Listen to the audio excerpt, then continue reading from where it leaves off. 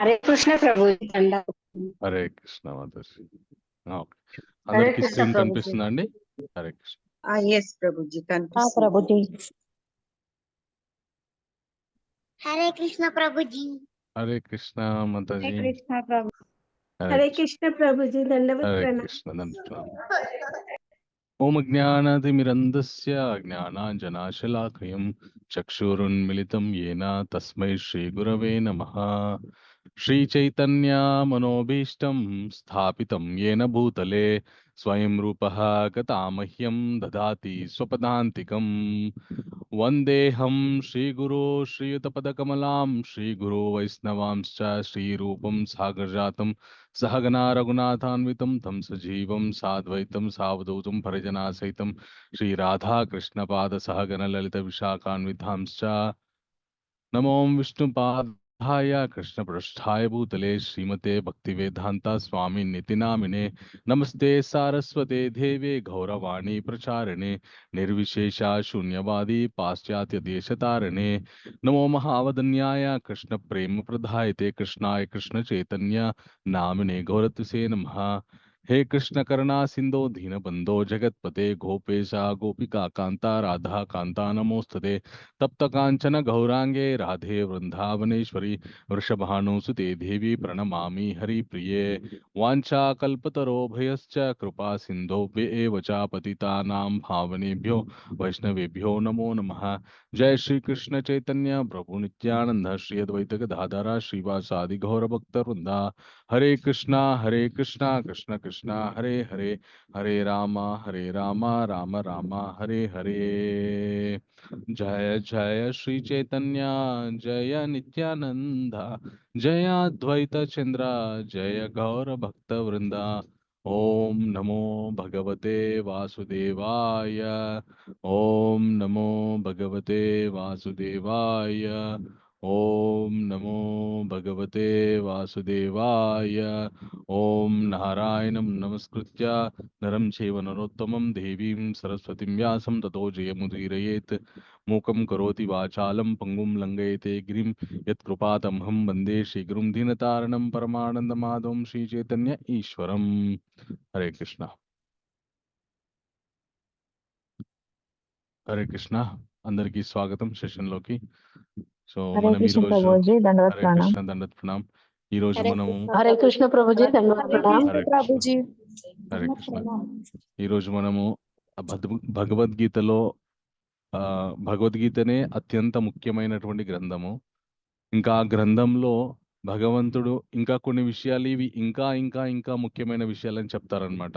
So అలాంటి ముఖ్యమైనటువంటి అటువంటి విషయాలలో అతి ముఖ్యమైనటువంటి అధ్యాయము ఈ రాజవిద్యా రాజగుహ్య యోగం 9వ అధ్యాయము. దీన్నే అన్ని విధులలోకెల్లా రాజు అని చెప్తారనమాట. సో ఆ అధ్యాయం ఈరోజు మనం చర్చించుకోబోతున్నాం. హరే కృష్ణ మాతాజీ. సో ఆ అధ్యాయం చర్చించుకుపోయే ముందు మనము ఆ అధ్యాయం యొక్క మహాత్మ్యాన్ని మనము తెలుసుకుందాం. సో కైలాసంలో పరమేశ్వరుడు శివుడు పార్వతీదేవికి ఈ భగవద్గీతలోని అధ్యాయాల మహాత్మ్యాన్ని చెప్తున్నారనమాట. చెప్తూ స్వామి ఏమంటారంటే, దేవి ఈరోజు నీకు 9వ అధ్యాయం యొక్క మహాత్మ్యాన్ని చెప్తాను విను అని చెప్పి మొదలు పెట్టారనమాట. అయితే ఆ మహాదేవుడు ఏమంటారంటే, నర్మదా నది తీరంలో మాహిష్మతిపురం అనే ఒక గ్రామం ఉండేది. అక్కడ ఒక సద్బ్రాహ్మణుడు ఉండేవాడు. చాలా కామ్యకర్మలు నిర్వర్తిస్తుండేవాడు. మంచి సద్బుద్ధితో మంచి జీవితాన్ని గడుపుతుండేవాడు. వివిధ రకాలైనటువంటి కర్మలు ఆయన నిర్వర్తిస్తుండేవాడు. ఒకరోజు ఆయన ఒక యజ్ఞం చేద్దామని తలపెట్టి ఆ యజ్ఞంలో ఒక మేకని బలిద్దామని ఆయన నిర్ణయించుకున్నాడు. సో ఒక మేకని తీసుకొని చక్కగా దానికి స్నానం చేసి దానికి బొట్టు అది పెట్టి ఇంకా దాన్ని బలిద్దామని ఆయన అక్కడ ఉన్న వారందరితో సహా బలిద్దామని ఆయన దాన్ని ఒక కత్తి తీసి దాని మీద వేటు వేయబోయాడు. అప్పుడు ఆ మేక మాట్లాడింది. ఏమని మాట్లాడిందంటే, నువ్వు ఎన్ని కర్మలు చేసినా కూడా అవన్నీ వ్యర్థం అని చెప్పి మాట్లాడింది. నువ్వు ఎన్ని యజ్ఞాలు చేసినా కూడా అవి ఎందుకు పనికిరావు, వేస్ట్ అని అంది పార్వతి అని చెప్తాడనమాట. చెప్పగానే ఎప్పుడైతే ఈ మేక ఇలా మాట్లాడిందో అక్కడ ఉన్న వాళ్ళంతా కూడా ఆశ్చర్యపోతారనమాట. అయ్యో! ఇదేంటి ఒక జంతువు మాట్లాడడం ఏంటి? మనుషులే మామూలుగా ఒకరితో ఒకరు మాట్లాడుకోరు. అలాంటిది జంతువులు మాట్లాడడం ఏంటి? చాలా ఆశ్చర్యంగా ఉందని చెప్పి ఇదేదో మామూలు జంతువు కాదని చెప్పి ఆ బ్రాహ్మణుడు కత్తి పక్కన పడేసి ఆ మేక కాళ్ళు పట్టుకొని, "అయ్యా! మీరెవరో మహాత్ములు దయచేసి మీరెవరు? మీ యొక్క గొప్పతనం ఏంటి? మీరిక్కడికి ఎందుకొచ్చారు? అని ఇత్యాది విషయాలు మాకు చెప్పాల్సింది" అని చెప్పి ఆయన అన్ ఆ బ్రాహ్మణుడు అడుగుతాడనమాట. అడగగానే ఆహ్ నేను గూడా నీలాగే ఒక బ్రాహ్మణుడిని నా గత జన్మలో. నేను నీలాగే ఎన్నో కర్మలు చేస్తుండేవాడిని. నా భార్య దుర్గాదేవికి గొప్ప ఉపాసకురాలు. ఆవిడ దుర్గాదేవిని చాలా ఉపాసన చేసేది. ఓ రోజు దుర్గాదేవికి బలిద్దామని ఒక మేకని తీసుకొని రమ్మని చెప్పింది.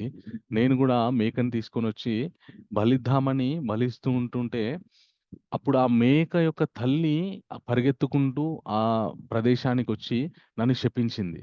ఏమనంటే, "నీకు దయా దాక్షిణ్యం లేకుండా ఒక మూగజీవులమైనటువంటి మమ్మల్ని నువ్వు బలిస్తున్నావు. కాబట్టి నువ్వు గూడా మాలాంటి మూగ జన్మ ఎత్తు" అని చెప్పి నన్ను శపించింది. "నాలాగే మేకలాగా జన్మించు" అని చెప్పి శపించింది అని చెప్తుందనమాట. చెప్పగానే చెప్పి ఇంకా తర్వాత జన్మలో నేను ఇగో నీ ముందున్న మేకలాగా పుట్టడం జరిగింది అని చెప్తారు. చెప్పగానే అప్పుడు ఆ బ్రాహ్మణుడికి భయమేస్తుంది, ఆశ్చర్యమేస్తుంది. మళ్ళీ తెలుసుకోవాలని కుతూహలమేస్తుంది. అయితే ఇప్పుడు ఒకవేళ నిన్ను గనుక నేను బలిచ్చుంటే నా గతి కూడా ఇదే అయ్యేది గదా! కాబట్టి నీకు, నాకు ఉపయోగపడే విషయం ఏంటి? ఎలాగా మనం ఉద్ధరింపబడదాం? ఏం చేస్తే మనం ఉద్ధరింపబడదాం? అది గూడా నువ్వు ఇంత మేక జన్మలో ఉన్నా కూడా నీకు పూర్వజన్మలో నువ్వు గొప్ప పండితుడు అని చెప్తున్నావు గదా! నీ పూర్వజన్మ స్మృతి ఎంతో కొంత ఉంటది గదా! దాని ప్రకారం చెప్పు ఏం చేస్తే మనం తరిస్తామని జెప్పి అడుగుతాడనమాట బ్రాహ్మణుడు. అడగగానే క్షమించండి. అడగగానే మేక ఏమని సమాధానం ఇస్తుందంటే, "నేను నా పూర్వజన్మలో ఎన్నో కర్మలు చేశాను గానీ, అతి ముఖ్యమైనటువంటి ఒక పని నేను చేయలేదు. అది చేసినటువంటి వ్యక్తి యొక్క వృత్తాంతం నీకు చెప్తా. సో, మనం గూడా ఆహ్, ప్రయత్నిద్దామని" చెప్పి అయితే ఆ మేక ఒక సూర్యవంశపు రాజు యొక్క చరిత్ర చెప్తుందనమాట. ఆ సూర్యవంశపు రాజు సూర్యగ్రహం ఉన్న రోజు ఒక గొప్ప దానాన్ని ఇద్దామని జెప్పేసి ఆయన పూనుకుంటాడనమాట. పండితులని, బ్రాహ్మణులని అందరిని పిలిచి మామూలుగా గ్రహణ కాలంలో మనం ఏమన్నా దానాలిస్తే వాటికి చాలా ఫలితం ఉంటుందనమాట. సో, అలాగా గ్రహణ కాలాన్ని ఆయన సద్వినియోగపరుచుకుందామని చాలా కాలపురుష దానం అని ఒక దానం ఉంటుంది. ఆ దానాన్ని ఇద్దామని చెప్పి ఆయన రెడీ అవుతారు. ఇదెప్పుడైతే ఇంకా కాలం ఆసన్నమైందో అప్పుడు ఒక మంచి పండితుడిని పిలిచి ఆయనకి ఈ కాలపురుష దానాన్ని ఇస్తుంటాడనమాట. ఇస్తూ ఉంటుంటే అక్కడ ఏం జరుగుతుందంటే ఆ దానంలో నుండి ఆ దానంలో నుండి ఒక రాక్షస స్వరూపం బయటకొస్తుంది. ఆహ్, ఆహ్, ఆ రాక్షస స్వరూపం ఏంటంటే చండాల స్వరూపం బయటకొస్తుందనమాట. ఆ చండాల స్వరూపం నుండి మళ్ళీ నింద అనే ఇంకొక స్వరూపం 2 స్వరూపాలు ఆ దానంలో నుండి ఉద్భవిస్తాయి. ఉద్భవించి ఏ బ్రాహ్మణుడైతే ఆ దానాన్ని స్వీకరిస్తున్నాడో ఆ బ్రాహ్మణుడిలోకి ప్రవేశిస్తాయన్నమాట. అదే మనము మామూలుగా ఇంట్లో ఏవోనో పూజలు, వ్రతాలు, యజ్ఞాలు ఇవన్నీ చేస్తూ ఉంటుంటాం. ఎప్ చేసిన తర్వాత చివరికి బ్రాహ్మణుడికి సంభావన ఇస్తుంటామనమాట. అయితే ఎవరైతే బ్రాహ్మణుడు ఆ సంభావన తీసుకుంటుంటారో, వాళ్ళకి మనం ఏమనుకుంటామంటే నేను ఈయనకి డబ్బులిస్తున్నాను అనుకుంటాం. కానీ మనకున్నటువంటి పాపకర్మలు ఆయనకిస్తున్నామనమాట. సో, ఆయన నిత్యం భగవంతుడిని ఆహ్, ఆరాధన చేస్తూ, తపస్సు చేస్తూ, భగవంతుడిని ఆరాధిస్తూ ఉంటాడు కాబట్టి, ఆ కర్మలు అతన్నేమి బాధ పెట్టలేవు. అతని అనుష్ఠాన శక్తి వల్ల ఆ కర్మలు అతన్ని ఏమి గూడా చేయలేవన్నమాట. సో, బ్రాహ్మణులకి దానం ఇవ్వడం వల్ల మన యొక్క పాపకర్మలు ఏవైతే ఉంటాయో అవి కొద్ది కొద్దిగా క్షయమైతూ ఉంటాయన్నమాట. అందుకే బ్రాహ్మణ భోజనం అని, బ్రాహ్మణులకి ఇది చేయమని, అది చేయమని చెప్తుంటారన్నమాట. ఎందుకంటే పూర్వకాలంలో అంటే బ్రాహ్మణులు కేవలము పురోహితులు, పురముల యొక్క హితులు. అంటే మనుషుల యొక్క హితం కోరే, మంచి కోరే జీవితాన్నే వాళ్ళు గడిపేవారు అనమాట. ఇప్పుడంటే కాలం మారిపోయింది కాబట్టి బ్రాహ్మణ వర్ణంలో పుట్టిన వాళ్ళు కూడా వివిధ ఆ, ఆ, వర్ణాల వాళ్ళ యొక్క వ్యాపారాలు అవి చేస్తున్నారు. అది కాలానుగుణంగా చేంజ్ అయింది. దాని గురించి మనం ఏమో కమెంట్ చేయాల్సిన అవసరం లేదు. ఓకే.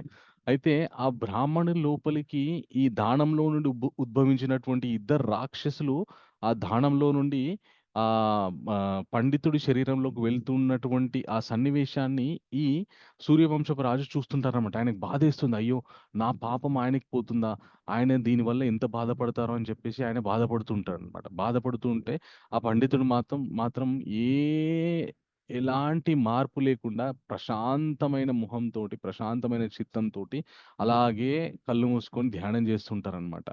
కొద్దిసేపు అయిన తర్వాత ఈ రాక్షస స్వరూపాలు ఎవరైతే ఉన్నారో ఆ బ్రాహ్మణులోకి ప్రవేశించి ఆ బ్రాహ్మణుడి శరీరంలో ఉండలేక కాలి బయటకు వచ్చేస్తాయి, పారిపోతాయి.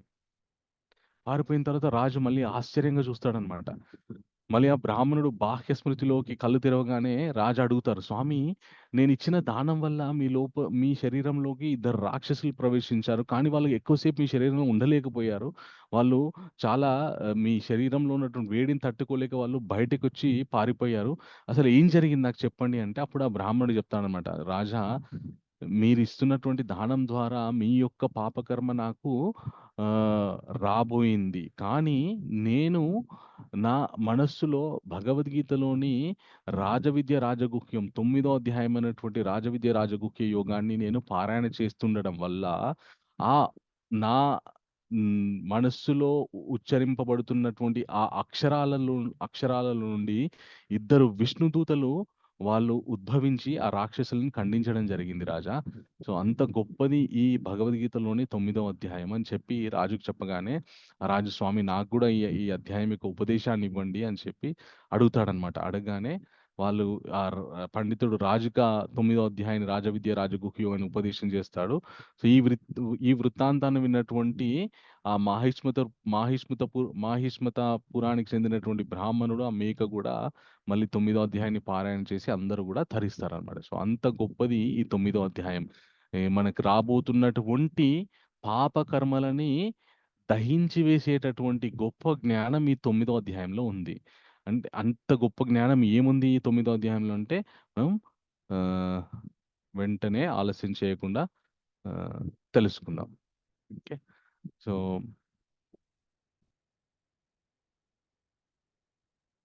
సో 9వ అధ్యాయం చర్చించుకోబోయే ముందు నిన్నటి యొక్క అధ్యాయాన్ని ఒక్కసారి విహంగ వీక్షణం చేద్దాం. ఓకే. సో ఆ నిన్న మనము ఏం తెలుసుకున్నామంటే 8వ అధ్యాయం గురించి తెలుసుకున్నాము. సో 8వ అధ్యాయానికి మనం ఇచ్చుకున్నటువంటి సమీక్ష నామము ఇది, ఈ అక్షరాలు. ఓకే. సో ఎవరెవరు చదువుతారో వాళ్ళు హ్యాండ్ రేస్, చాలా సంతోషం అండి. నేను అడగక ముందే హ్యాండ్ రేస్ చేసి పెట్టారు. చాలా చాలా సంతోషం. ఇలాంటి ఉత్సాహం ఉంటే మనకి తొందరగా భక్తి విషయాలు, జ్ఞానరసమైనటువంటి విషయాలు తొందరగా వస్తాయండి. ఎందుకంటే మనం ఎప్పుడైతే ఒక విషయాన్ని నేర్చుకోవాలని చాలా ఆసక్తితోటి, ఉత్సాహంతో, కుతూహలంతో ఉంటామో ఆ విషయం చెప్పగానే తొందర పట్టేసుకుంటాం అనమాట.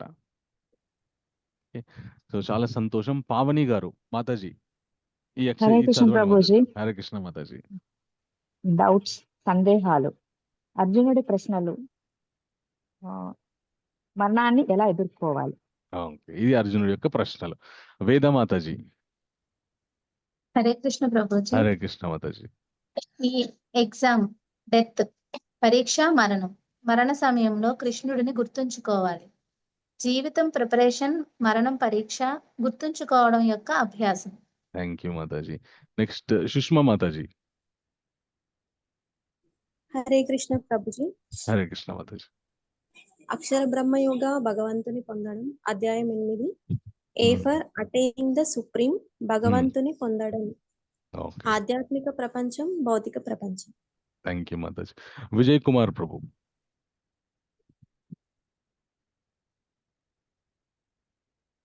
హరే కృష్ణ. విజయ్ కుమార్ ప్రభు ఉన్నారా? ఓకే. హరే కృష్ణ ప్రభుజీ. హరే కృష్ణ ప్రభు. దండత్ ప్రణాం ప్రభు. A point Prabhuji? ఇది ఈ అక్షరం చదవండి. డివోషన్ భక్తి, ఏగులు ఉమ్. మరియు భక్తుల శరీరాన్ని వదిలివేయడం. వదిలేయడం. ఓకే. సో అర్జునుడు నిన్నటి అధ్యాయంలో ప్రశ్నలు అడిగాడు, స్వామి మరణ సమయాన్ని ఎలా ఎదుర్కోవాలి అంటే దానికి భగవంతుడు జవాబుగా ఏం చెప్పారంటే జీవితం అనేటువంటిది అభ్యాసము, మరణం అనేటువంటిది పరీక్ష. ఆ పరీక్షలో మనం నెగ్గాలంటే భగవంతుణ్ణి గుర్తుంచుకుంటే మనము ఆ పరీక్షలో నెగ్గుతాము. అలాగా భగవంతుని ఎలా పొందాలి, మరణమాసన్నమైనప్పుడు వివిధ పద్ధతుల్లో భగవంతుని ఎలా పొందాలో మనకి భగవంతుడు నిన్న చెప్పారు. చెప్పి చివరిగా అందరికంటే మనం ఆ పద్ధతిలో మనం పాటించలేకపోతే ఒకవేళ ఏం జరుగుతుందంటే తానే స్వయంగా వచ్చి ఉద్ధరిస్తాడు. ఎవరిని ఉద్ధరిస్తారంటే ఎవరైతే భక్తి యోగాన్ని తన భక్తులైతారో వాళ్ళని ఉద్ధరిస్తారని చెప్పి స్వామి నిన్నటి అధ్యాయంలో చెప్పారు. ఈ రోజు అధ్యాయం 9వ అధ్యాయం రాజవిద్య రాజగుహ్య యోగం అంటే సమస్త విద్యలలోకెల్లా రారాజైనటువంటిది ఈ విద్య. ఇంత గొప్ప అధ్యాయంలో ఏమున్నాయో మనం ఒకసారి విహంగ వీక్షణం చేద్దాం. ఓకే, సంక్షిప్త నామం దీనికి మనం ఇచ్చుకున్నటువంటి నామం కింగ్, రాజు. ఓకే, సో ఇది సుష్మా మాతాజీ ఫస్ట్ అక్షరం చదవండి. హరే కృష్ణ ప్రభుజీ. హరే కృష్ణ మాతాజీ. జ్ఞానం, సంక్షిప్త నామం జ్ఞానం. Thank you Mataji. Saraswati Mataji second చదవండి మాతాజీ. నమస్కారాలు గురుజీ. నమస్కారం మాతాజీ. ఊహాతీత సంబంధాలు. ఓకే, సో ఈ అధ్యాయంలో జ్ఞానం గురించి, అతి ముఖ్యమైనటువంటి జ్ఞానం గురించి, అలాగే భగవంతుని యొక్క వివిధ సంబంధాల గురించి, అలాగే థర్డ్ పాయింట్ చావరమ్మ మాతాజీ. హరే కృష్ణ ప్రభుజీ. హరే కృష్ణ మాతాజీ. ప్రణామ్ మాతాజీ. అర్చన చేయకుండుట 11వ శ్లోకం నుండి 25 వరకు. ఓకే, అలాగే ఓపో A31 అని ఉందండి మొబైల్ నేమ్, పేరు తెలియట్లేదు. భక్తి యోగం మహిమలు. Thank you. మీ పేరు Mataji? Prabhuji. Srilekha. Okay, thank you Mataji. Thank you very much. Okay, so ఇప్పుడు జ్ఞానం, ఏది ముఖ్యమైనటువంటి జ్ఞానం, భగవంతుడు ఏం చెప్తున్నారో తెలుసుకుందాం. హరే కృష్ణ ప్రభుజీ. Sorry for Hare Krishna. Interruption. Yes ఒకసారి మాతాజీ. ప్రీవియస్ స్లైడ్ లో శ్లోకాలు నంబర్స్ ఇండికేట్ చేశారు ప్రభుజీ. అక్కడ 1 2 3 4 to 8 మరి 9 to 10 మిస్ అయింది ప్రభుజీ. నేను చెప్తాను 9 to 10. Okay okay, thank you ప్రభుజీ. అంటే నోట్ చేసుకోవడానికి అడుగుతున్నా ప్రభుజీ. Okay, no Thank you. Problem, no problem.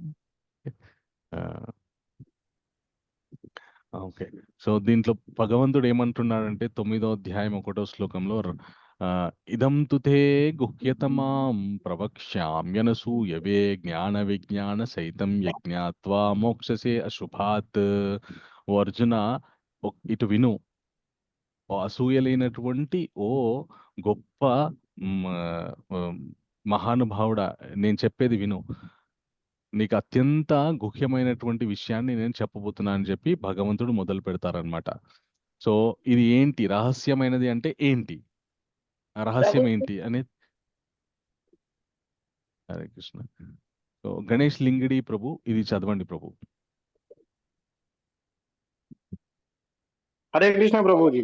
Hare Krishna ప్రభు. రహస్యమైనది దేహం ఆత్మల వ్యత్యాసం. సో ఈ దేహానికి ఆత్మలకి అలాగే భగవత్ స్వరూపానికి ఏంటి వ్యత్యాసం అనేది అది రహస్యమైన విషయం, అది మనం తెలుసుకోబోతున్నాం. తర్వాతి పాయింట్ సుందరి కృష్ణ మాతాజీ. అతి రహస్యమైనది భక్తియుత సేవ యొక్క జ్ఞానం మరియు కృష్ణ సంబంధం. నెక్స్ట్ భక్తియుత సేవ యొక్క జ్ఞానం, కృష్ణ సంబంధం. Thank you. హరే కృష్ణ. హరే కృష్ణ. హరే కృష్ణ. హరే కృష్ణ ప్రభుజీ. దండవత్ ప్రణామం. దండవత్ ప్రణామం మాతాజీ. నేను కామారెడ్డి నుండి ప్రభుజీ, విజయలక్ష్మి.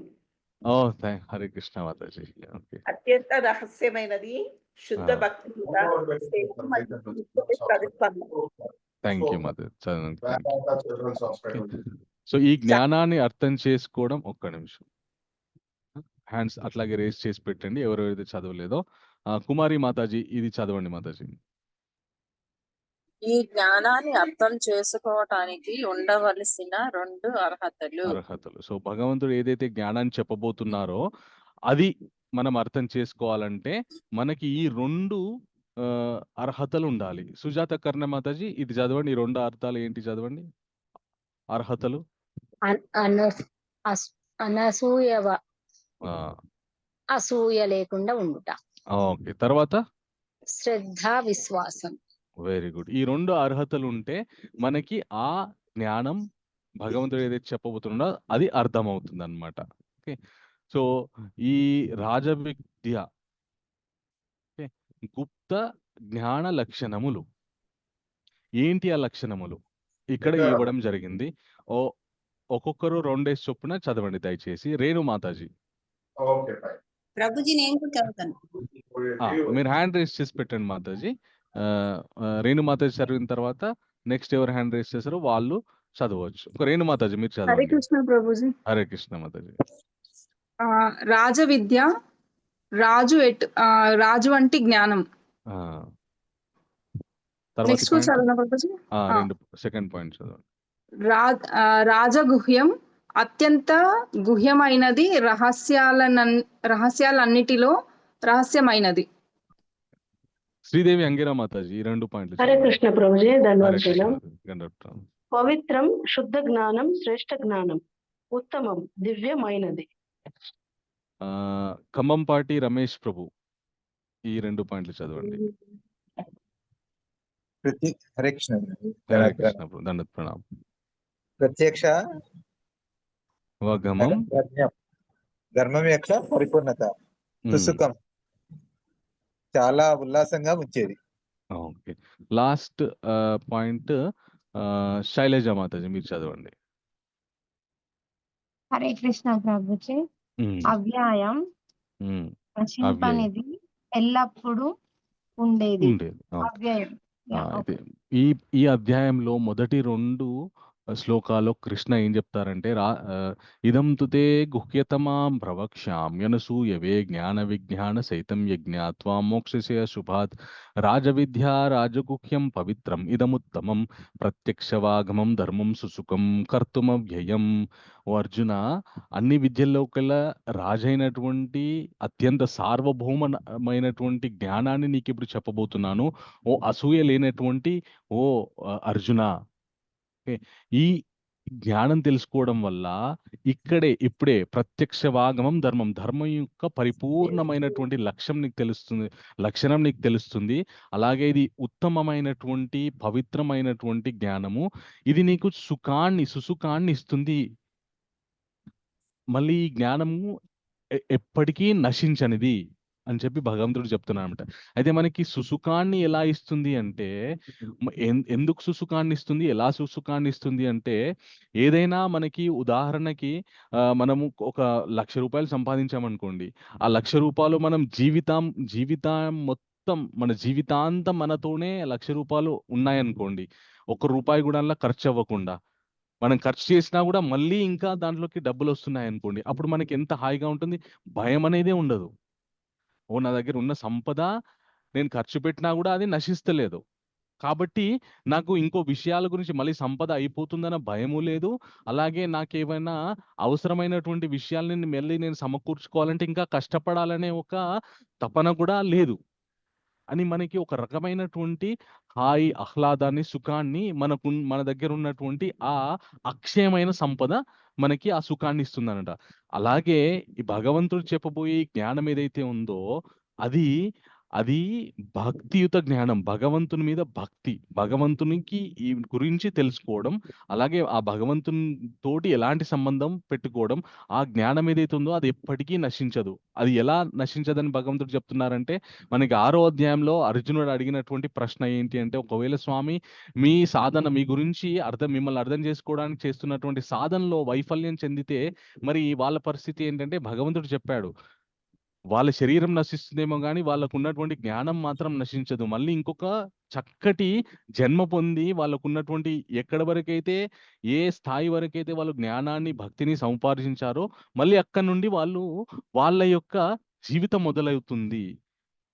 అని చెప్పి భగవంతుడు చెప్పాడనమాట. అందుకే భగవంతుడు ఈ యొక్క ఇంకా అద్భుతమైనటువంటి ఆ విషయాన్ని మనకు చెప్తూ ఇది నశించదు, సుఖాన్ని ఇస్తుంది, ఎప్పటికీ నశించదు అని భగవంతుడు చెప్తున్నారన్నమాట. సో తర్వాత మనం కొద్దిగా భగవంతుని గురించి అర్థం చేసుకోవడానికి ప్రయత్నం చేద్దాం. ఓకే, భగవంతుడు ఏమంటాడంటే అర్జునుడితోటి, మయాతదం ఇదం సర్వం జగదవ్యక్తమూర్తిన మత్స్థాని సర్వభూతాని నచహాంతేష్వావస్థిత అంటాడనమాట. ఈ అర్థం ఎవరు చదువుతారు? ఉషాశ్రీ నల్లన్ చక్రవర్తి మాతాజీ.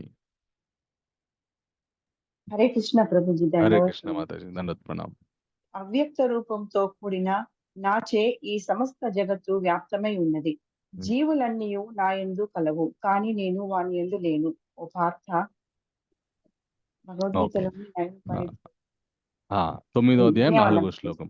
ఇక్కడ మనం కొద్దిగా సమయాన్ని మనము భగవంతుని గురించి తెలుసుకోవడం, భగవంతుడి సృష్టిని ఎలా సృష్టిస్తారో, ఎలా నడిపిస్తారో ఆ విషయాలు తెలుసుకోవడానికి మనం ప్రయత్నం చేద్దాం. ఓకే, అయితే దీన్ని శ్రద్ధగా వినండి. దీనిలో కన్ఫ్యూజన్ అవ్వద్దు. ఎందుకంటే మనకి వ్యవహారికంగా సామాన్యంగా మనకి ఏంటంటే భగవంతుడు కృష్ణుడు అంటే దశావతారాల్లో ఒక రూపం అని మాత్రమే మనకు తెలుసు, ఒక స్వరూపం అని మాత్రమే మనకి చాలా వరకు అందరూ సామాన్యంగా వ్యవహారికంగా అది నడుస్తుంది. కానీ భాగవత గ్రంథాంత ఆధారంగా కనుక మనం పరిశీలిస్తే భగవంతుడికి ఎన్నో అవతారాలు, లీలావతారాలు, గుణావతారాలు, అలాగే ఇంకా ఎన్నో అవతారాలు ఉంటాయి. ఆ అన్ని అవతారాల్లోకెల్లా కృష్ణస్తు భగవాన్ స్వయం అని కీర్తించబడింది. ఏతేషాంచ కలహ పుంసాం కృష్ణస్తు భగవాన్ స్వయం ఇంద్రారి వ్యాకులం లోకం మృడయంతి యుగే యుగే అని చెప్పేసి చెప్పడం జరిగిందనమాట. ఆ ఆ జ్ఞానం ఆధారంగా భగవంతుని యొక్క స్వరూపాలు ఏంటో మనము కొద్దిగా తెలుసుకోవడానికి ప్రయత్నం చేద్దాం. ఇక్కడ మనకి ఒక చక్కటి ఒక్క నిమిషం అండి.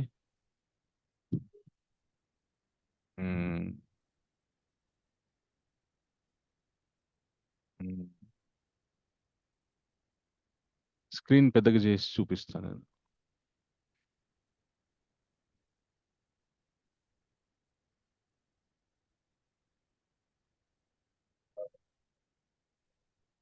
ఒకటి చక్కటి భగవంతుడి మన భాగవత గ్రంథ ఆధారంగా ఎలా ఈ సృష్టి ఎలా నిర్మింపబడిందో ఇక్కడ మనకి పెట్టడం జరిగింది. ఓకే, భగవంతుడు తన నాభి నుండి ఒక కమలం ఉద్భవించింది. ఓకే, ఆ కమలములో ఇన్ని లోకాలు ఉన్నాయి, ఇక్కడ ఉన్నాయి కదా, పాతాల, రసాతల, మహాతల, తలాతల, సుతల, వితల, అథల, భూలోకం పైన భువర్లోక, తర్వాత స్వర్గలోక, మహర్లోక, జనలోక, తపోలోక, సత్యలోక. ఓకే, ఈ జూమ్ చేయరా ప్రభుజీ? ఒక్క నిమిషం ప్రయత్నం చేస్తాం. మనం చేసుకోవాలి మాతాజీ, మన దగ్గరే ఉంటుంది. ఓకే, జూమ్ చేశాను, మీకు కనిపిస్తుందా? ఓకే, సో ఇది మన సృష్టి యొక్క చిత్రపటం. ఓకే, సృష్టి మనం యు ఆర్ హియర్ అనగా మనం ఇక్కడ మధ్యలో ఉన్నాం. మన కింద 7 లోకాలు, పైన 7 లోకాలు ఉన్నాయి. ఓకే, ఇవన్నీ లోకాలని ఎవరు వహిస్తున్నారంటే భగవంతుడు ఆయన మీద వహిస్తున్నాడు అనమాట. ఆయన నుండి సృష్టించబడ్డాయి.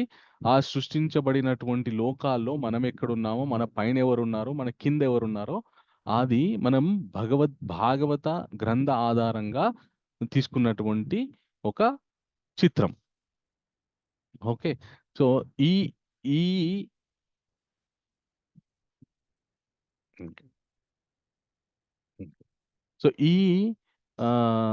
యొక్క అవతారాల గురించి ఇంకొద్దిగా వివరణ మనము తెలుసుకోవడానికి ప్రయత్నం చేద్దాం. ఓకే,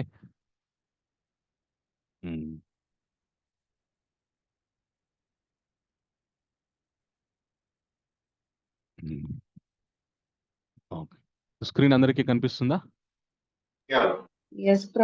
కనిపిస్తుంది ప్రభుజీ.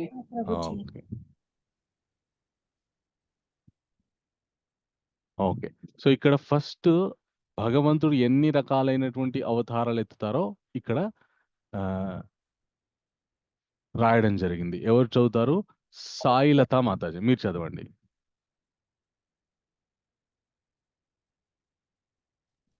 హరే కృష్ణ ప్రభుజీ.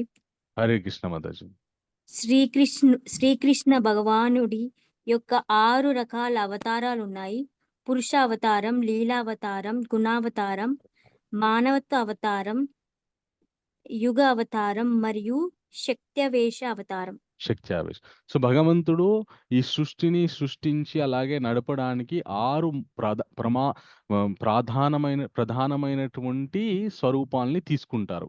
తీసుకొని ఈ సృష్టిని సృష్టించడము, అలాగే పోషించడము, లయం చేయడము జరుపుతుంటారనమాట. అయితే ఈ విషయాన్ని మనం చర్చించుకునేటప్పుడు దయచేసి ఒక భావనకి మనం రాకూడదు. ఏంటి అంటే ఎవరు గొప్ప, ఎవరు తక్కువ అనే భావనకి ఎప్పుడు కూడా రాకూడదు. మనం ఉన్న ఒక్క భగవంతుడే వివిధ కర్తవ్యాలను నిర్వర్తించడానికి ఆ కర్తవ్యానుగుణమైనటువంటి రూపాన్ని ఆయన తీసుకుంటారు. అంతే తప్ప మనము కృష్ణుడు గొప్ప, ఇంకో భగవంతుడు గొప్ప, ఇంకో ఆయన గొప్ప, ఆ స్వరూపాల్ని మనం విభేదాలు చేస్తూ అలా ఉన్నంత కాలం మనకి జ్ఞానం అర్థం కాదు. మనం అజ్ఞానంలోనే ఉంటాం. సో మనం అర్థం చేసుకోవాల్సిన విషయం ఏంటి అంటే ఒక సాంఖ్యపూర్వకంగా డీటెయిల్స్ విశ్లేషణాత్మకమైనటువంటి భగవత్ లీలలని అవతారాలని మనము తెలుసుకోవడానికి ప్రయత్నం చేస్తున్నాం తప్ప ఒకరిని తక్కువ అంచనా వేయాలని, ఒక స్వరూపాన్ని ఎత్తి చూపాలని, ఇంకో స్వరూపాన్ని తగ్గించాలనే ఉద్దేశం కాదు. ఆ భావనకి రాకూడదు కూడా మనం. ఎందుకంటే నేను చెప్తున్నా కదా, ఒక భగవంతుడే కర్తవ్యాలను నిర్వహించడానికి వివిధ రకాలైనటువంటి స్వరూపాలను తీసుకొని ఆయన ఆ కర్తవ్యాలను నిర్వహిస్తుంటారనమాట. సో భాగవతం ఆ స్వరూపం కృష్ణ భగవానుడని ప్రతిపాదించిందనమాట. అయితే ఈ పురుషావతారాల్లో కృష్ణుడు ఇది చదవండి మాతాజీ. ఎవరు చదువుతారు? సరిత. ఒక్క నిమిషం, అది ఇక్కడ హ్యాండ్ రైస్ చేశారు. ఆ క్రమంలో మనం ఫాలో అవుదాం. ఓకే, సరిత తాటిపాముల మాతాజీ ప్రభుజీ మీరు చదవండి ఈ హైలైట్ చేసింది. హరే కృష్ణ ప్రభుజీ. హరే కృష్ణ మాతాజీ. శ్రీకృష్ణుడి అవతారాలు. శ్రీకృష్ణుడు స్వయం రూపుడు మరియు భగవంతుని యొక్క అన్ని ఇతర రూపాలు శ్రీకృష్ణుడి యొక్క పూర్తి భాగాలు మరియు సమగ్ర భాగాలు. బలరాముడు శ్రీకృష్ణుడు మొదటి పూర్తి వ్యక్తీకరణ. బలదేవుడు నుండి సంకర్షణ, వాసుదేవుడు, ప్రద్యుమ్న మరియు అనిరుద్ధుడు విస్తరిస్తాయి. సంకర్షణ నుండి నారాయణుడి విస్తరణ ఉంది మరియు నారాయణుడి నుండి సంకర్షణ, వాసుదేవుడు, ప్రద్యుమ్న మరియు అనిరుద్ధుడి రెండవ చతుర్భుజ విస్తరణ ఉంది. రెండవ సంకర్షణ నుండి మహావిష్ణువు వస్తుంది. మొదటి పురుష అవతారం కారణ సముద్రంలో మహావిష్ణువు మొత్తం భౌతిక శక్తి యొక్క సృష్టికర్త. గర్భోదకసాయి విష్ణువు ప్రద్యుమ్నుడి విస్తరణ మరియు మూడవ పురుషుడు క్షీరోదకసాయి విష్ణువు అనిరుద్ధుడి విస్తరణ. ఓకే, సో భగవంతుడు ఎలా రూపాంతరం చెందుతున్నారు, ఏ రూపాంతరం చెంది ఏ రకమైనటువంటి కర్తవ్యాన్ని ఆయన నిర్వహిస్తున్నారని చెప్పేసి ఇక్కడ వివరంగా ఇవ్వడం జరిగింది. ఓకే, భగవంతుడు మొదటగా ఆయన ఫస్ట్ బలరాముడుగా ఉద్భవించి ఆ తర్వాత సంకర్షణ, వాసుదేవ, ప్రద్యుమ్న, అనిరుద్ధ అని ఇలాగా విస్తరించి ఆ తర్వాత మళ్ళీ ఒక్కొక్క స్వరూపం నుండి మళ్ళీ ఒక్కొక్క రూపాన్ని తీసుకుంటారనమాట. ఇది కొద్దిగా డీటెయిల్డ్గా భగవంతుని యొక్క అవతారాల గురించి కొంచెం మనము డీటెయిల్గా తెలుసుకోవడానికి ప్రయత్నం చేసామన్నమాట. ఇక్కడ దయచేసి కన్ఫ్యూజన్ అవ్వద్దు. ఎందుకంటే ఇక్కడ ఆయన ఎలా సృష్టిని నడిపిస్తారో అనే ప్రస్తావన వచ్చింది కాబట్టి ఏ విధంగా ఆయన అవతారాలను తీసుకొని ఆయన నడిపిస్తారో దాన్ని తెలుసుకోవడానికి మాత్రం మనం ప్రయత్నం చేసాం. ముందు మనం ఇంకా ఎక్కువ తెలుసుకోవడానికి ప్రయత్నం చేద్దాం. ఎందుకంటే మొత్తం ఒకటేసారి తెలుసుకుంటే మనకి అంత అర్థమైనట్టు ఉంటుంది కానీ అర్థం కాదు. ఆ కన్ఫ్యూజన్లోనే తెలుసుకోవాల్సినటువంటి ముఖ్యమైన విషయం మనం తెలుసుకోలేము, దాని మీద దృష్టి కేంద్రీకరించలేము. ఈ అధ్యాయంలో మొట్టమొదట భగవంతుడు ఎక్కువ దేని గురించి ప్రతిపాదించారంటే తన యందు భక్తి గురించి. ఎందుకంటే ఇప్పుడు మీరు ఒక వ్యక్తిని మీరు అభిమానించాలంటే ముందుగా ఆ వ్యక్తి గురించిన గుణగణాలు మనకు తెలుసుంటే గనక అప్పుడు మనం ఆ వ్యక్తిని అభిమానించడానికి మనకు ఉత్సాహం వస్తుంది, ఇంట్రెస్ట్ వస్తుంది, ఆసక్తి వస్తుంది.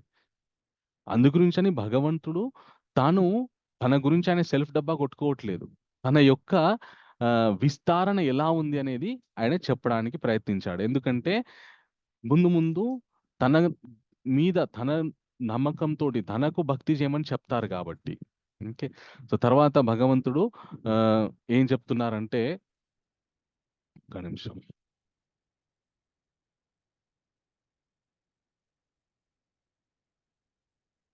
ఓకే. కృష్ణ ఏమంటున్నారంటే, మయాధ్యక్షేణ ప్రకృతి సూయతే సచరాచర హేతు నానేన కౌంతేయ జగద్వి పరివర్తతే. సో ఇప్పుడు ఆయన ఏ రకంగా ఈ సృష్టిని మొత్తం అధ్యక్షుడిగా ఆయన నిర్వర్తిస్తున్నారో ఏ ఏ విధంగా మనం కొద్దిగా తెలుసుకోవడానికి ప్రయత్నం చేశాం. తర్వాత కృష్ణ ఏమంటున్నారంటే, ఇది ఎవరు చదువుతారు? భాగ్యలక్ష్మి మాతాజీ. హరే కృష్ణ మాతాజీ.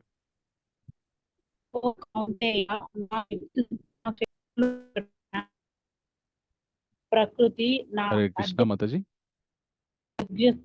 అధ్యక్షతన వర్తించుచు స్థావర మాతాజీ కొద్దిగా మీ కనెక్షన్ ఇష్యూ ఉన్నట్టుంది. అనురాధ మాతాజీ మీరు చదవండి మాతాజీ. హరే కృష్ణ ప్రభుజీ. హరే కృష్ణ మాతాజీ. ఓ కౌంతేయ, నా శక్తులలో ఒకటైన ఈ భౌతిక ప్రకృతి నా అధ్యక్షతన వర్తించుచు స్థావర జంగమములను సృష్టించుతున్నది. దాని నియమమును అనుసరించే ఈ జగత్తు మరల మరల సృష్టించబడుచు లయమునందుతున్నది. హరే కృష్ణ ప్రభు. సో ఈ భౌతిక ప్రకృతి మొత్తం భగవంతుని యొక్క ఆయన చైర్మన్ అన్నమాట. Proprietor, chairman. ఈ భౌతిక ప్రకృతి ఆయన. ఓకే. ఆయన అధ్యక్షతన మిగతా స్థావర జంగమాలు ఏవైతే అంటే కదిలేవి కదలనివి అన్నీ కూడా సృష్టించబడి ఈ ఆయన ఏవైతే నియమాలను పెట్టారో ఆ నియమానుసారంగా ఇది ఒకసారి వ్యక్తంలోకి వస్తుంది, మళ్ళీ తర్వాత లయం అయిపోయి అవ్యక్తంలోకి వెళ్ళిపోతుంది. ఓకే. అయితే ఆయన ఇవన్నీ చేస్తుంటారు కదా. సో ఇక్కడ ఇది ఎవరు చదువుతారు? రాధామాతాజీ మీరు చదవండి. హరే కృష్ణ ప్రభుజీ. ఊహాతీత సంబంధం, ఊహాతీతమైన అతని సంబంధాలు సకల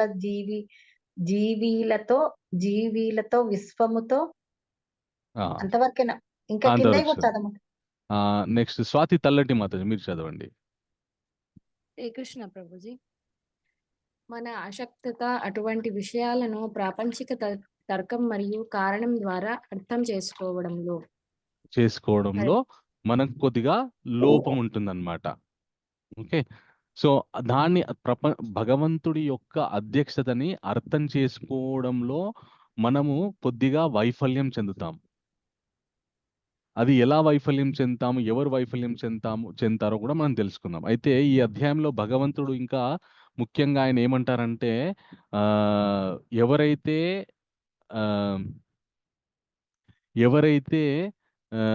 ఈ విషయాలు ఎవరు తెలుసుకోలేరో, ఒకవేళ ఇవి తెలుసుకుంటే పరిపూర్ణత పొందుతారు, ఒకవేళ తెలుసుకోలేకపోతే వాళ్ళు ఏమవుతారో కూడా భగవంతుడు చెప్తారనమాట ఈ అధ్యాయంలో. ఒక్క నిమిషం.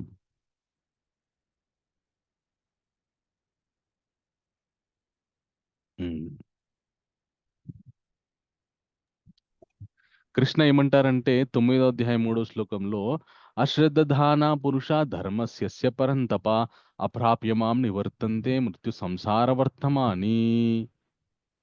సో ఒకవేళ నన్ను గనక తెలుసుకుంటే మళ్ళీ ఈ మృత్యు సంసారంలోకి రారు, తెలుసుకోకపోతే మళ్ళీ వస్తారు. మయా తతమిదం సర్వం జగదవ్యక్తమూర్తి నమత్స్థాని సర్వభూతాని నచాంతేష్వావస్థితః.